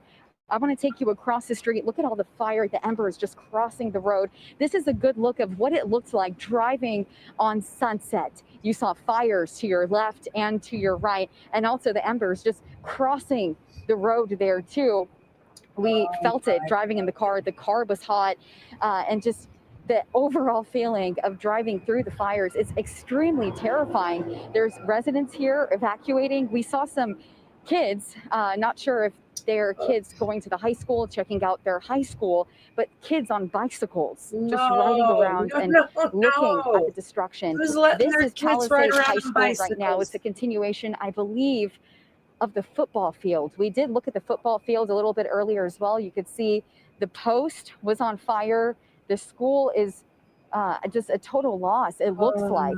And just thinking about how school just is back in session. These kids were just on their winter break and they came back to school just not too long ago. And now you wonder what's going to happen as they return. They have to go back to school and their high school has burned down. So we'll be out here. I'm not seeing anyone else in the street, which is good. We just see some fire officials and police. But if we see anyone, we'll of course talk to them. But David and Ellen, I'll send it back to you here at Temescal, off Temescal Canyon. Let's hope there's no one down there. Anything and to breathe. Yeah, just devastating situation there. Nico Kazori, thank you so much. And remember that you can watch us live even if you lose power. You can scan that code on your screen to download the app. And we have real-time updates for everything.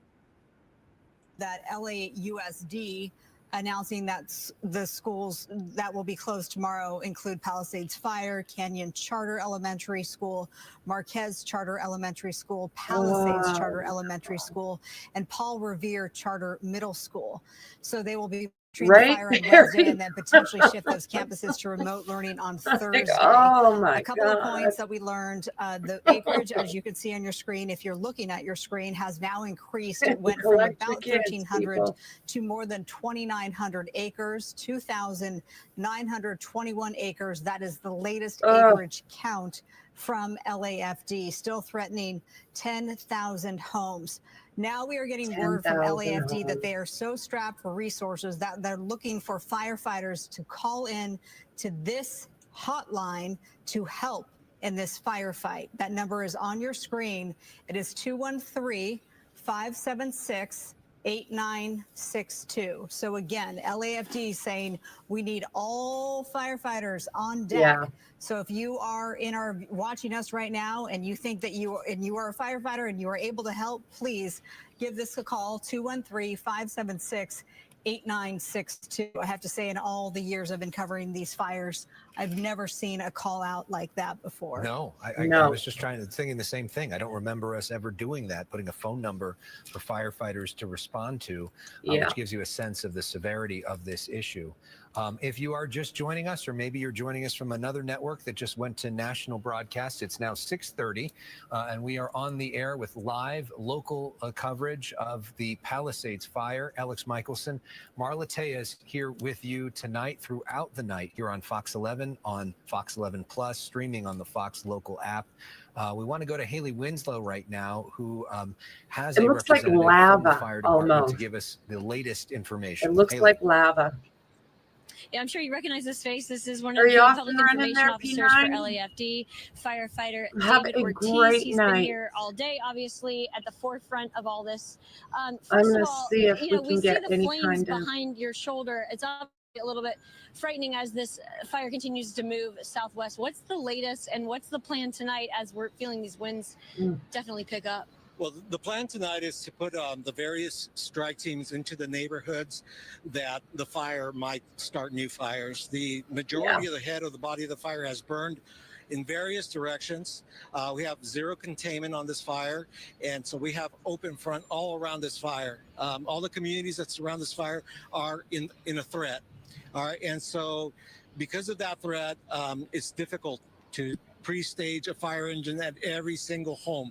So it's a guessing game for us. We have strategically placed fire companies where we think that the fire might go, but we're also keeping mobile and moving these resources around. We're not far behind you, friend. At every opportunity. There's opportunities in certain areas where I'll the keep fire my eyes is on not it, being and if anything pushed by the wind because the great wind is big super happens, strong I'll right come now, back on. and we can have Otherwise, all the water I'll in the leave world it and not until be able to morning, stop the and we'll take a look prior at to it the fire. again. As you can see, certain spot fires have started in other areas, like you see behind us, and once one ember lands into that area, you get a new fire start, and those can carry 1 mile, 2 miles down the road. It's hard to predict. So a lot of people don't see fire around them, around their home, and they have false sense of security because embers can be cast in all sorts of directions. If you're in the area where an evacuation order was given, it's time to get out. Conditions are going to get worse. Winds are going to pick up. It's dry. It's windy. It's a perfect scenario for a fire. Yeah, the National Weather Service still saying that this is on par to be the strongest Santa Anas of the season, and it's looking like it's expected that you guys are going to be here for several days. Yeah. During our news conference a little bit ago, we had almost 50-mile-per-hour gusts. You can definitely feel it's really picked up. I know it's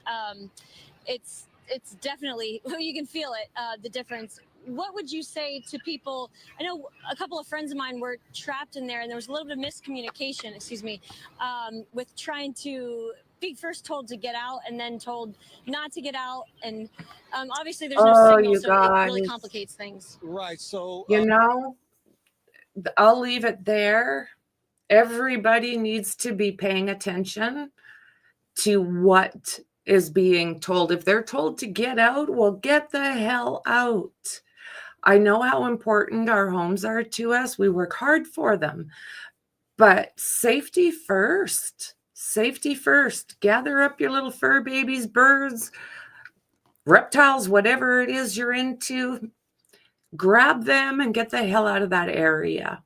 I'm even nervous watching these people report because, for those of us that have seen fires jump, like, oh, Lordy, get out of there. Get out of there.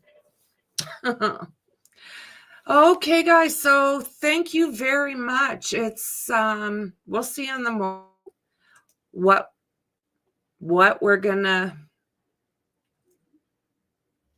kind of disaster we're going to wake up to. I hate to even say that. But with that said, let's pray for everybody out there. They're saying there's 10,000 homes that are in jeopardy right now, and that they are looking to see if there's anybody else out there that needs to be rescued. So have a good night, guys, and I will see you tomorrow at the crime den.